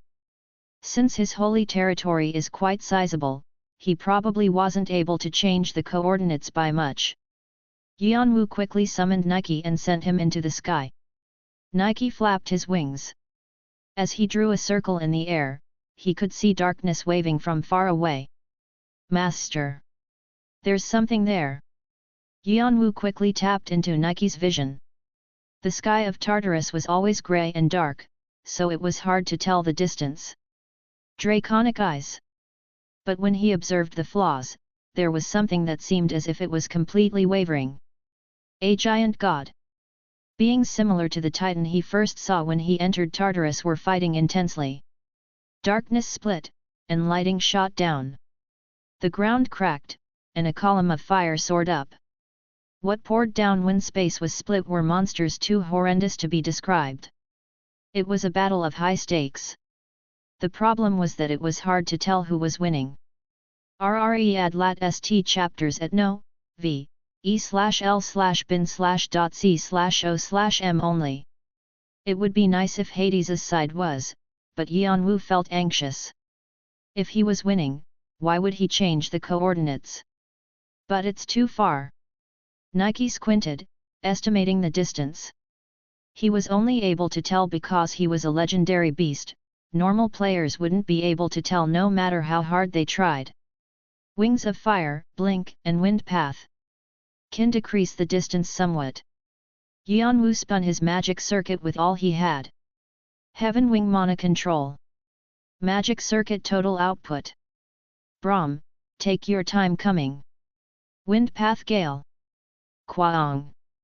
Yeon-woo didn't wait for Brahm's reply and quickly stepped on the fastest wind of wind path.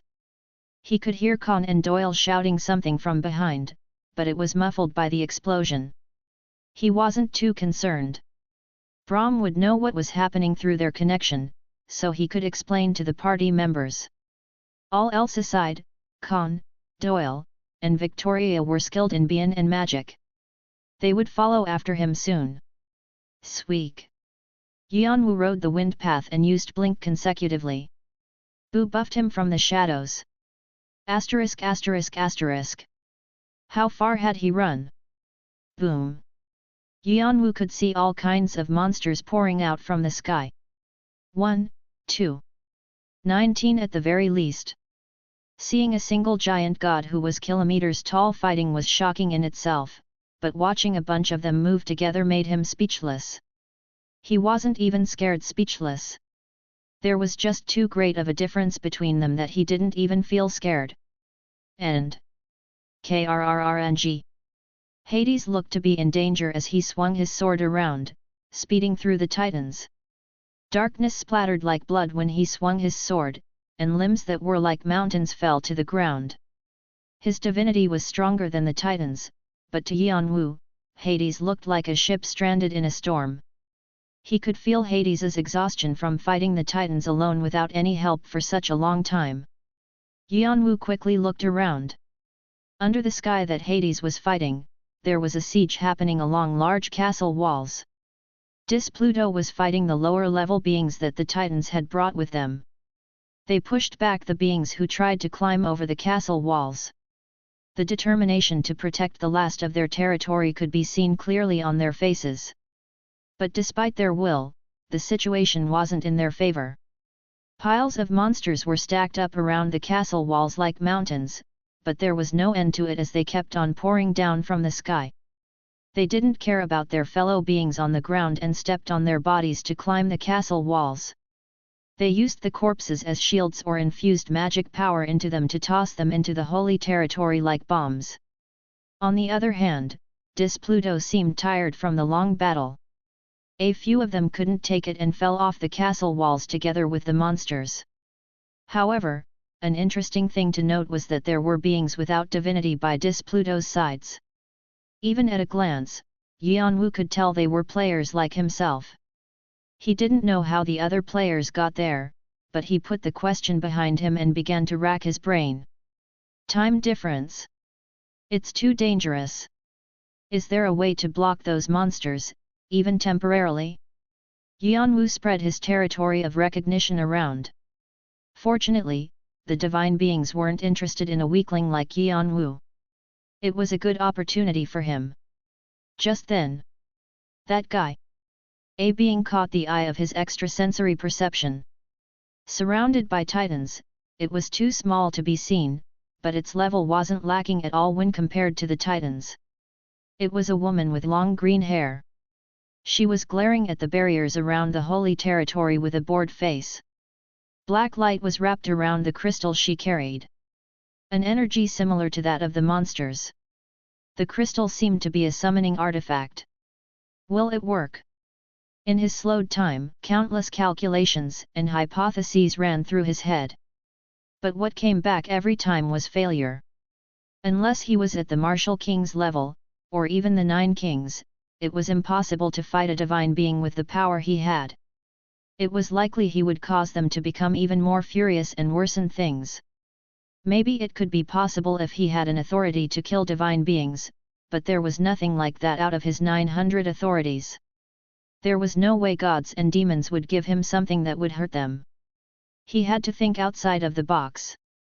If I aim for just the crystal, chance of success was still only 5%. The difference between him and his opponent was too great. He needed to close the gap.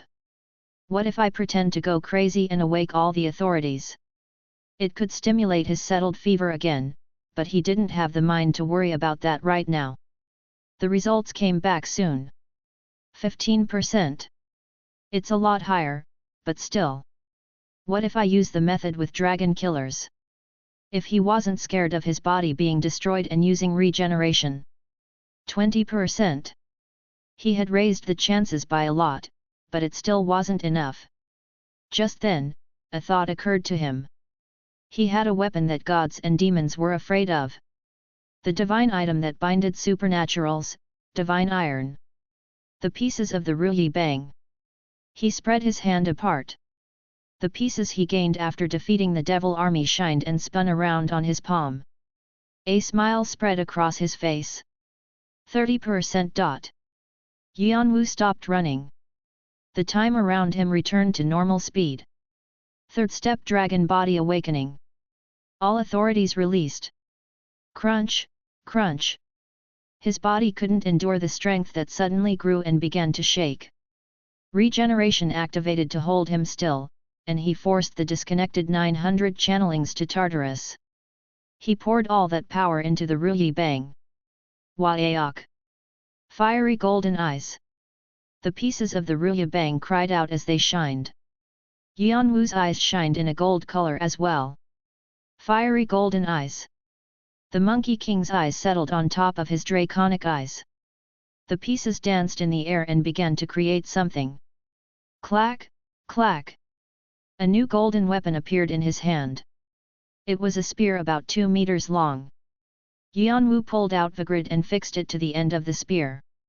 The grid's handle and the groove of the spear fit together like matching puzzle pieces. Gripping it, he got into a fighting stance. His body was still trembling. The Philosopher's Stone was overheated. Dragon Killer. Holy Fire. Heaven bracket Flame Wheel. Fire shot out from the end of the grid.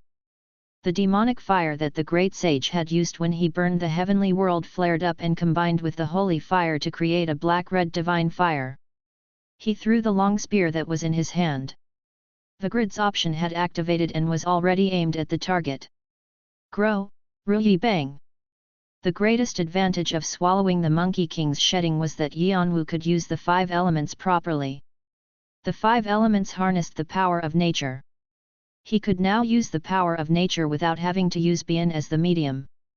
The greater his magic power, the greater the control over nature he would have. He would be able to cause natural disasters. If this was combined with his skills and authorities, what would be the result? Asterisk asterisk asterisk. A black-red trajectory split through the air. It had happened so fast that the green-haired Astrius didn't have time to react. No, to be exact, she hadn't even been able to read the attack. She felt something flash, but she just thought it was an ordinary mortal like the players of Dis Pluto. But after seeing the power within it, she belatedly realized that it wasn't something she could ignore. The holy power of multiple gods from the heavenly world who didn't belong in Tartarus. More than anything, she could feel the strength that any supernaturalist at her level would hate. The great sage. Why was that crazy bastard's power here? It was too late by the time Astrius tried to react to the power. The trajectory of the black-red power pierced through her divine artifact, Deneb. It was a barrier that could block most attacks around her, but the piece of the Ruyi Bang crushed through it and soared high up into the sky. Pyong! Deneb exploded, its pieces scattering. The monsters summoned from the darkness through Deneb were confused. The channeling that had pulled them there was disconnected. Krang! Quo! Koa! The attacks didn't stop there. Wave of fire simmering spark. Heaven bracket lightning strike. The wave of fire wasn't a single explosion. The sparks that it scattered caused second and third explosions and destroyed everything in their path. If the intense lightning of heaven bracket could be added onto it, it would be a disaster. Krrrng. Qua qua quang. Hundreds of fire lightning bolts came pouring down onto the holy territory. Tartarus was always filled with darkness, but in this moment, with the lightning crashing down, it was shining brilliantly. The explosions and heat that followed swept the monsters away. Sword purification. Villain expel. The fire and lightning rain included Vigrid's option. The fire always fell precisely on the designated enemies while Yeon-woo used time difference. Monsters melted in the fire. Without the guidance of Astrius through Deneb, they were easy prey. Krrrr. Blessing conduction. Moreover, when enemies died, a curse spread from them. The monsters who were designated as targets experienced debuffs because they were cursed. Other fighting authorities like Hogube Alseong were used at the same time, and as they combined with each other, the damage was exponentially increased.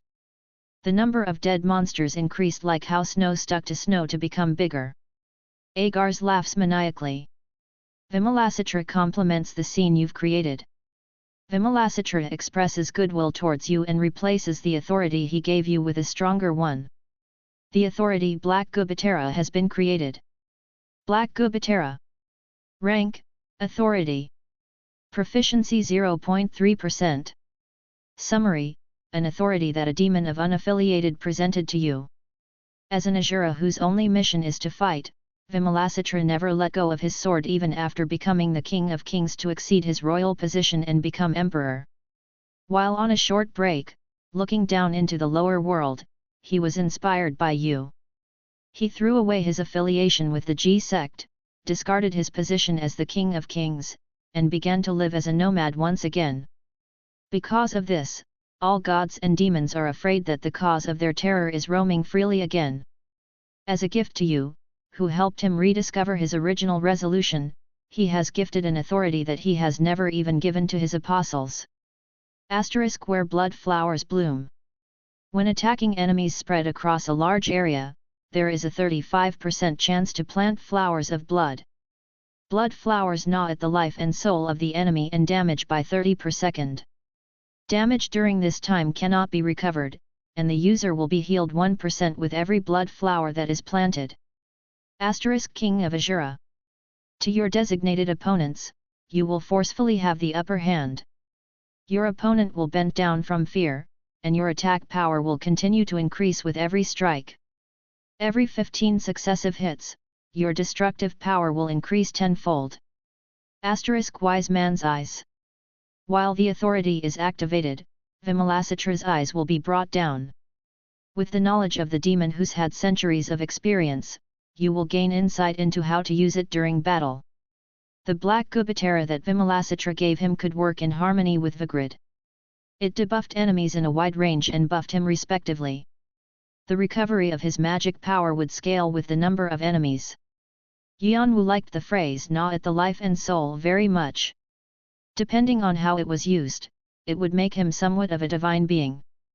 Since he might need to fight with divine beings in the future, this would be a good weapon for him.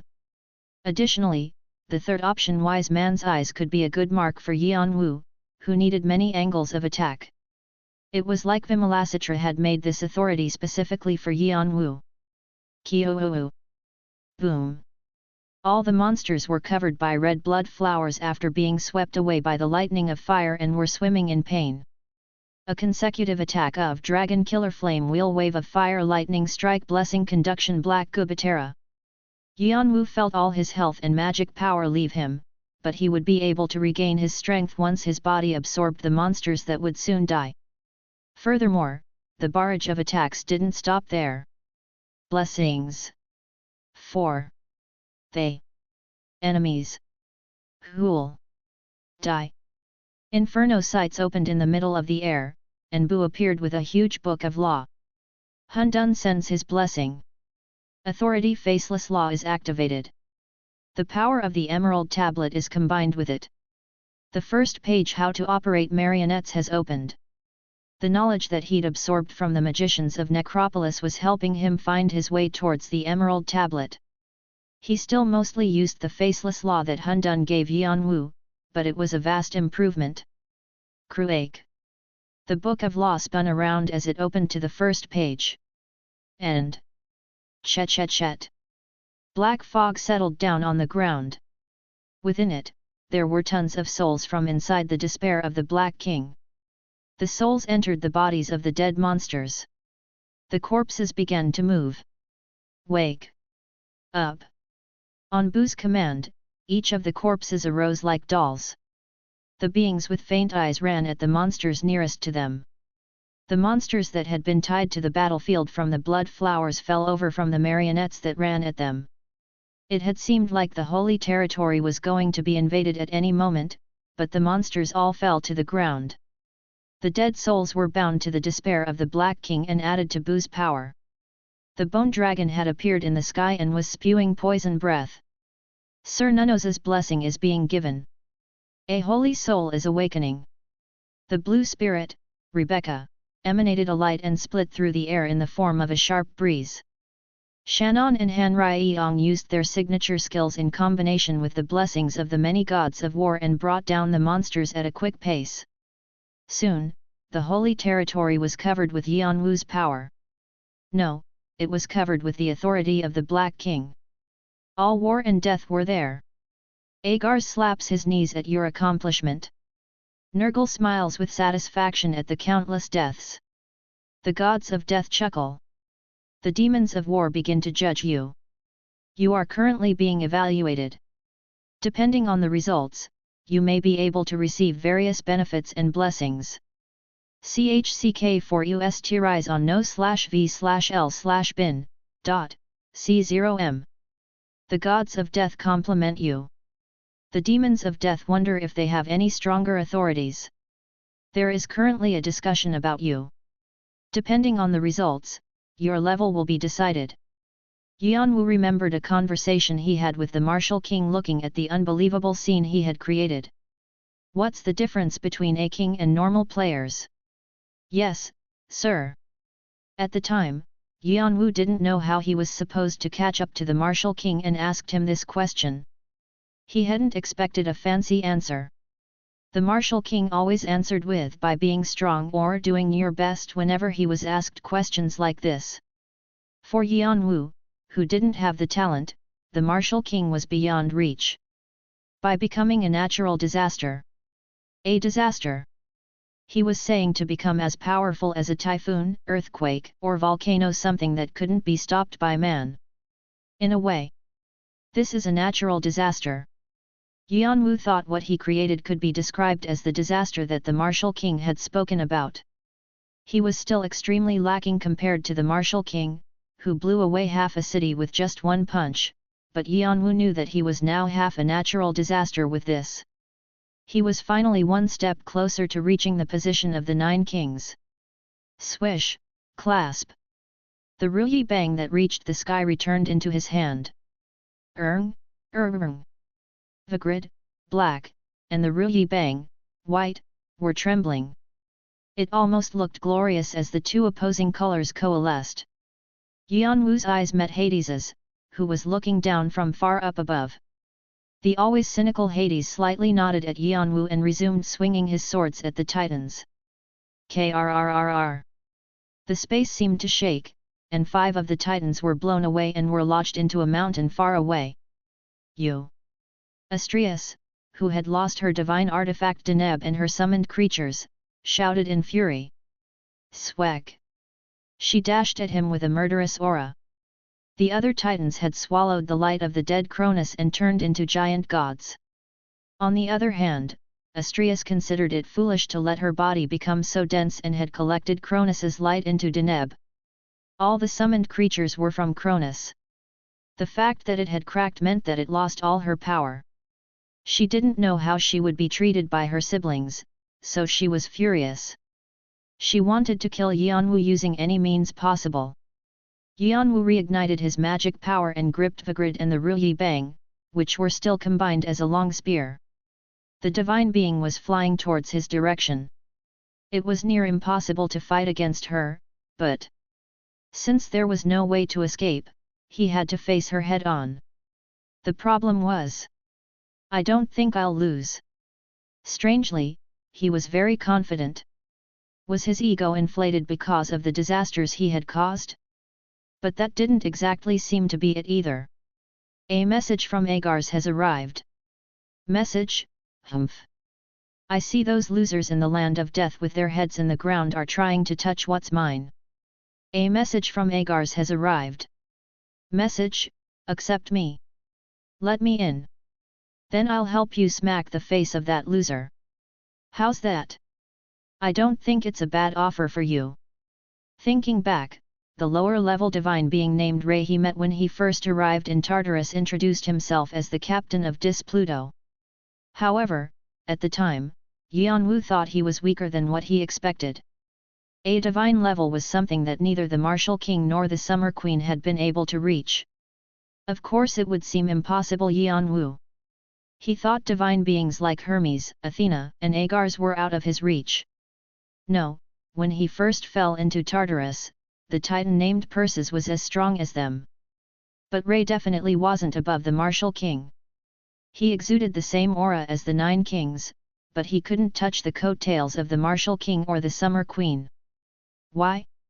He knew that not all divine beings were the same, but he wondered how they could be weaker than mortals. Astrius was like that. Without her artifact, she seemed equally as powerful as Ray or maybe a bit stronger. Right now, about 900 gods and demons were connected with Yeon-woo through the channeling. Wicked devil! He chose Agars's authorities out of all of them.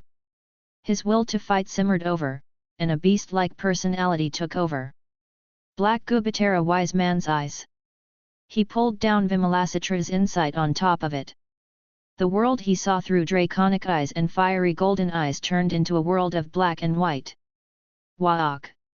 Taking a step into the new world, he powerfully shot forward the Ruyi Bang in his hand. Krrrng. Vigrid, attached to the end of it an exploded black aura, and black flames erupted around him. Cub! Astrius gasped at the power pushing her back and blowing her away. For a moment, disbelief filled her eyes. She looked at her right hand. It was recovering after being burnt to a black crisp. Instinctively, she looked around. The ground flipped over, and the atmosphere was scalding. If she hadn't created a barrier with her right hand as the price, a part of her body might have been blown away. How was this possible? He was only a mortal player. She couldn't believe a mere bug that could barely live 100 years could hurt her, who had lived for eons. The strongest player in Dis Pluto had never injured her like this either.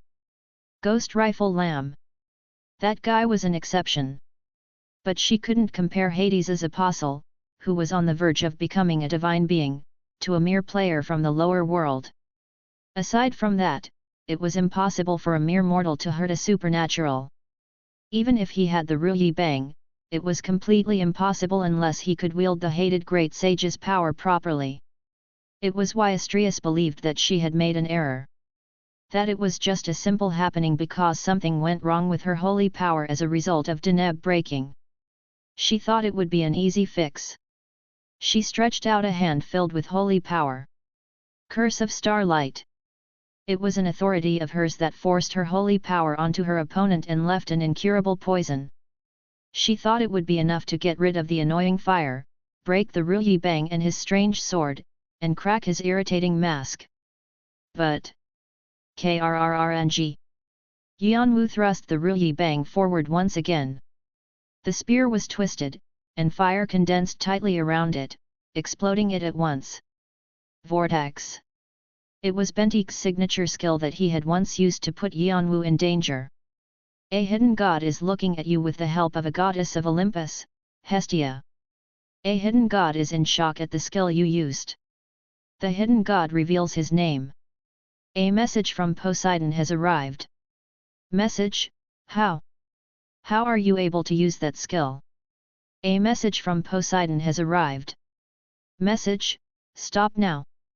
That is a power I gave to my apostle. It's not something you can touch. The channeling with Poseidon has been blocked due to the characteristics of Tartarus. Yeon-woo knew that more than 900 gazes were on him after releasing all of the authorities. Some had probably paid a price to the gods and demons who gave Yeon-woo his authorities to share the channeling with them temporarily. The reason he didn't pay particular attention to it was that it was better for him if more gods and demons were interested in him. But it seemed as if Poseidon had been among those watching with the help of his sister, Hestia. The goddess of the heart and protection, Hestia, had given Yeon-woo an authority called Point of Spark. Fortunately, the channeling was cut off while Poseidon was shouting in anger. It was thanks to the environment in Tartarus that the channeling from the heavenly world was blocked. I hope I don't hear from him again. The gods and demons connected to you through channelings begin to have a discussion about you. A vote is currently in progress. The case to prevent Poseidon from approaching you has been agreed upon unanimously. The channeling with Poseidon has been blocked permanently. Although he had only thought about it, the gods and demons acted as his guardian to prevent Poseidon's approach. It seemed as if they were bothered by Poseidon as well. Agars also annoyed them, but because he treated Yeon-woo with goodwill, they didn't stop him. Yeon-woo internally smiled with satisfaction and stabbed his Ruyi Bang forward. Krrrr, Kwak Wang. Kwak Kwakwe. Every time a vortex came out of it, Astrius was pushed back. Not only was her right hand crushed again, she felt danger from the consecutive attacks that followed. But Yeon-woo continued to stab his spear forward with determination, as if he wouldn't let go of the opportunity. Black Gubatera Wise Man's Eyes. Draconic Eyes. Extrasensory Perception.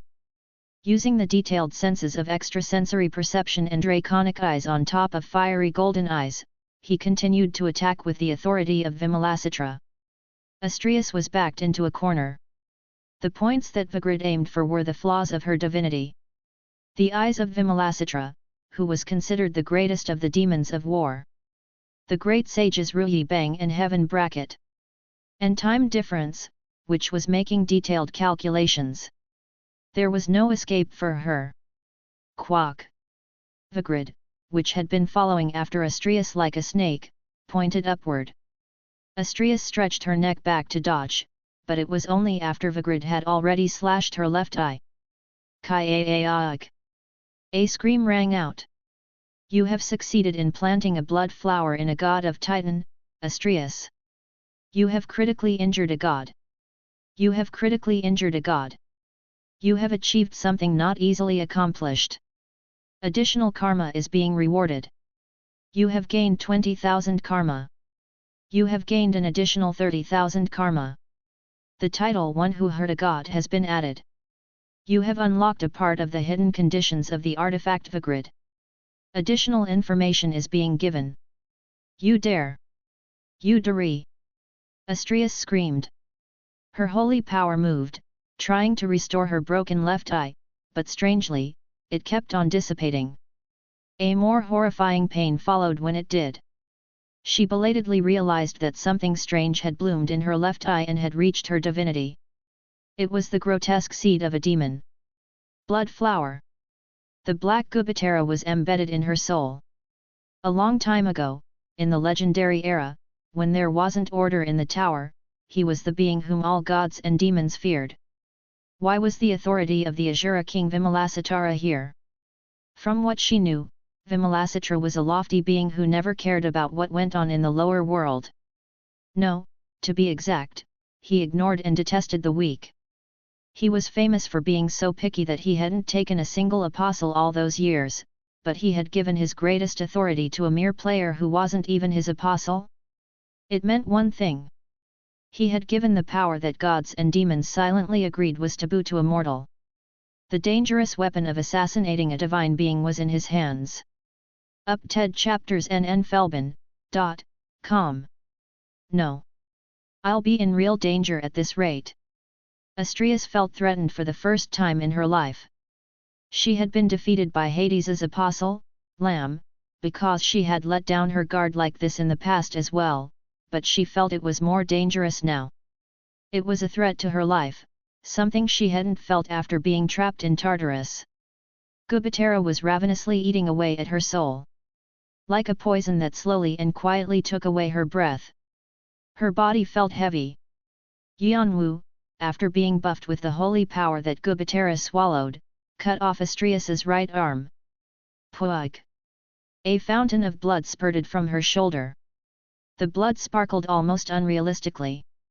Astrius was now screeching. Erng! I can do it! Yeon-woo felt like he could kill Astrius. He was sure with this attack. Astrius, a titan who had fought for authority against the gods of Olympus in the past, was weaker than the 9 kings. The only reason why she was able to look down on players was because her level was higher than theirs. But the moment there was a weapon to seal the gap between levels, she fell to the ground right away. Yeon-woo didn't know why. It could have been because she hadn't trained herself as a result of being confident in her divine level, or there could have been some secret to her that players didn't know about. It didn't matter to him. If he could catch a god, he would. That was the only goal he had. Gripping the Ruyi Bang again, he relayed more vortexes towards her. He didn't have to worry about his magic power draining because the amount of holy power coming from her was immense. Hunting the owner of the power with the power he took? It was sweet. The grid spewed black aura again to corner her. After her right arm, it was her left arm, then her left leg, and then her right. Only her body remained as it rolled on the ground. Astrius was in a pathetic state for a titan. When was the last time she was this humiliated? From what she could remember, it was when she was chased away from Olympus and locked in Tartarus.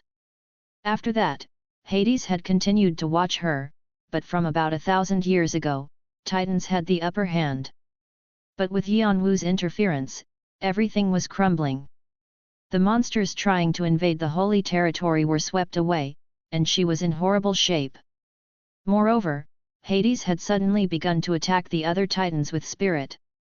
The tide of victory was now on the temple of the king of the underworld's side. The war that she thought they had won was now a mess. The grid stopped right in front of her neck to finish the kill.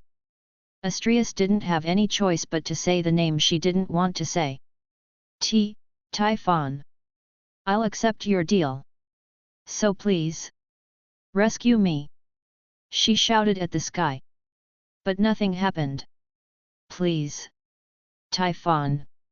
The moment that the blade was about to cut her throat, a column of light descended from the sky and wrapped around her. Krrng. The black aura was flicked away by something incredibly strong. Yeon-woo raised his head with a stiff face.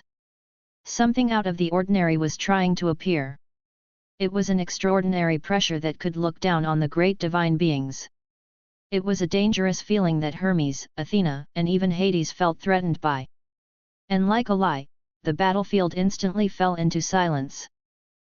Pluto and the monsters who had been jumping around froze. In the dead silence, like time had paused. Such pandemonium. A huge eye was looking down from the split black clouds. It was like a being too colossal to even imagine had made a small hole in the clouds and looked through it. His eye rolled around as he quickly scanned the messed up battlefield. And even Astrius, pathetically on the verge of death by a mortal. You threw a fuss, saying you could do it yourselves. Yet it ended up in this state. Hades put down his sword with a frown. Typhon. There were two species that had caused chaos in Tartarus until now. Titans and giants. Cronus, the king of Titans, was dead, only leaving behind his body, but the king of giants was still ruling over them. There were stories that he was half human, half monster. His upper body was shaped like a human while his lower body was like a snake. He had 100 snakes on his head that shot lightning and was so big that if he spread his wings apart, he could block off all the light from the sun and turn the world into darkness.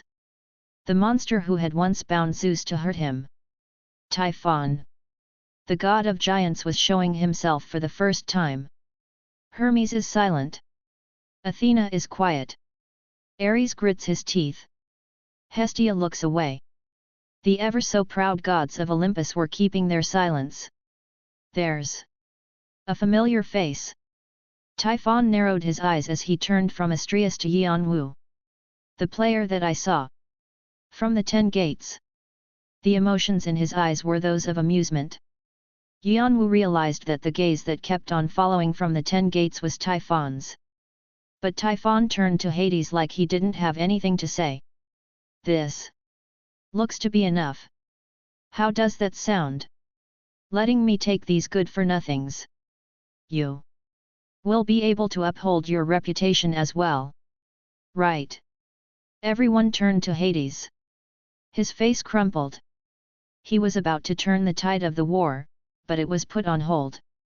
He had no other choice but to nod. Pluto was exhausted from the long time they had spent on the battlefield already. If they fought longer, they might have been able to hurt the Titans, but it would be hard to stop the giants from participating in the war. Clack! He put his sword back into its sheath. It meant Typhon could do what he needed. It was a ceasefire. Thank you. You. Unlike that cowardly Zeus. I trust you. With that, Typhon closed his eyes. The black clouds filled in the hole, and the light shining down on Astrius became dimmer. The presence of the giant gods was turning faint. They were going back. Astrius was among them. That moment, Astrius sighed in relief. Now, she could live. Although Titans had to bow to the giants now, they had to live for THRE to be a next time. Wait and see, human. Astrius hardened her resolve to rip the human who made her like this into shreds. But... what? She looked down at Yeon-woo to see his hateful face before returning to her holy territory, but something was flying towards her. Like when Deneb was broken, the Ruyi Bang was coming in her direction in the shape of a long spear. But he had probably seen Hades and Typhon agree to a ceasefire earlier. He was breaking it that easily. A mere mortal? That was the last thought she had. Congratulations! You have succeeded in killing a god. You have achieved something not easily accomplished. Additional karma is being rewarded. You gained 100,000 karma. You gained an additional 200,000. A new reward is being given. It will take some time for the reward to be chosen. You have gained the title God Killer. All gods watching the situation are shocked. All demons watching the situation are smiling creepily. A few gods look at you negatively. A few demons express new thoughts about the level that will be given to you. The ceasefire between Hades and Typhon has been broken.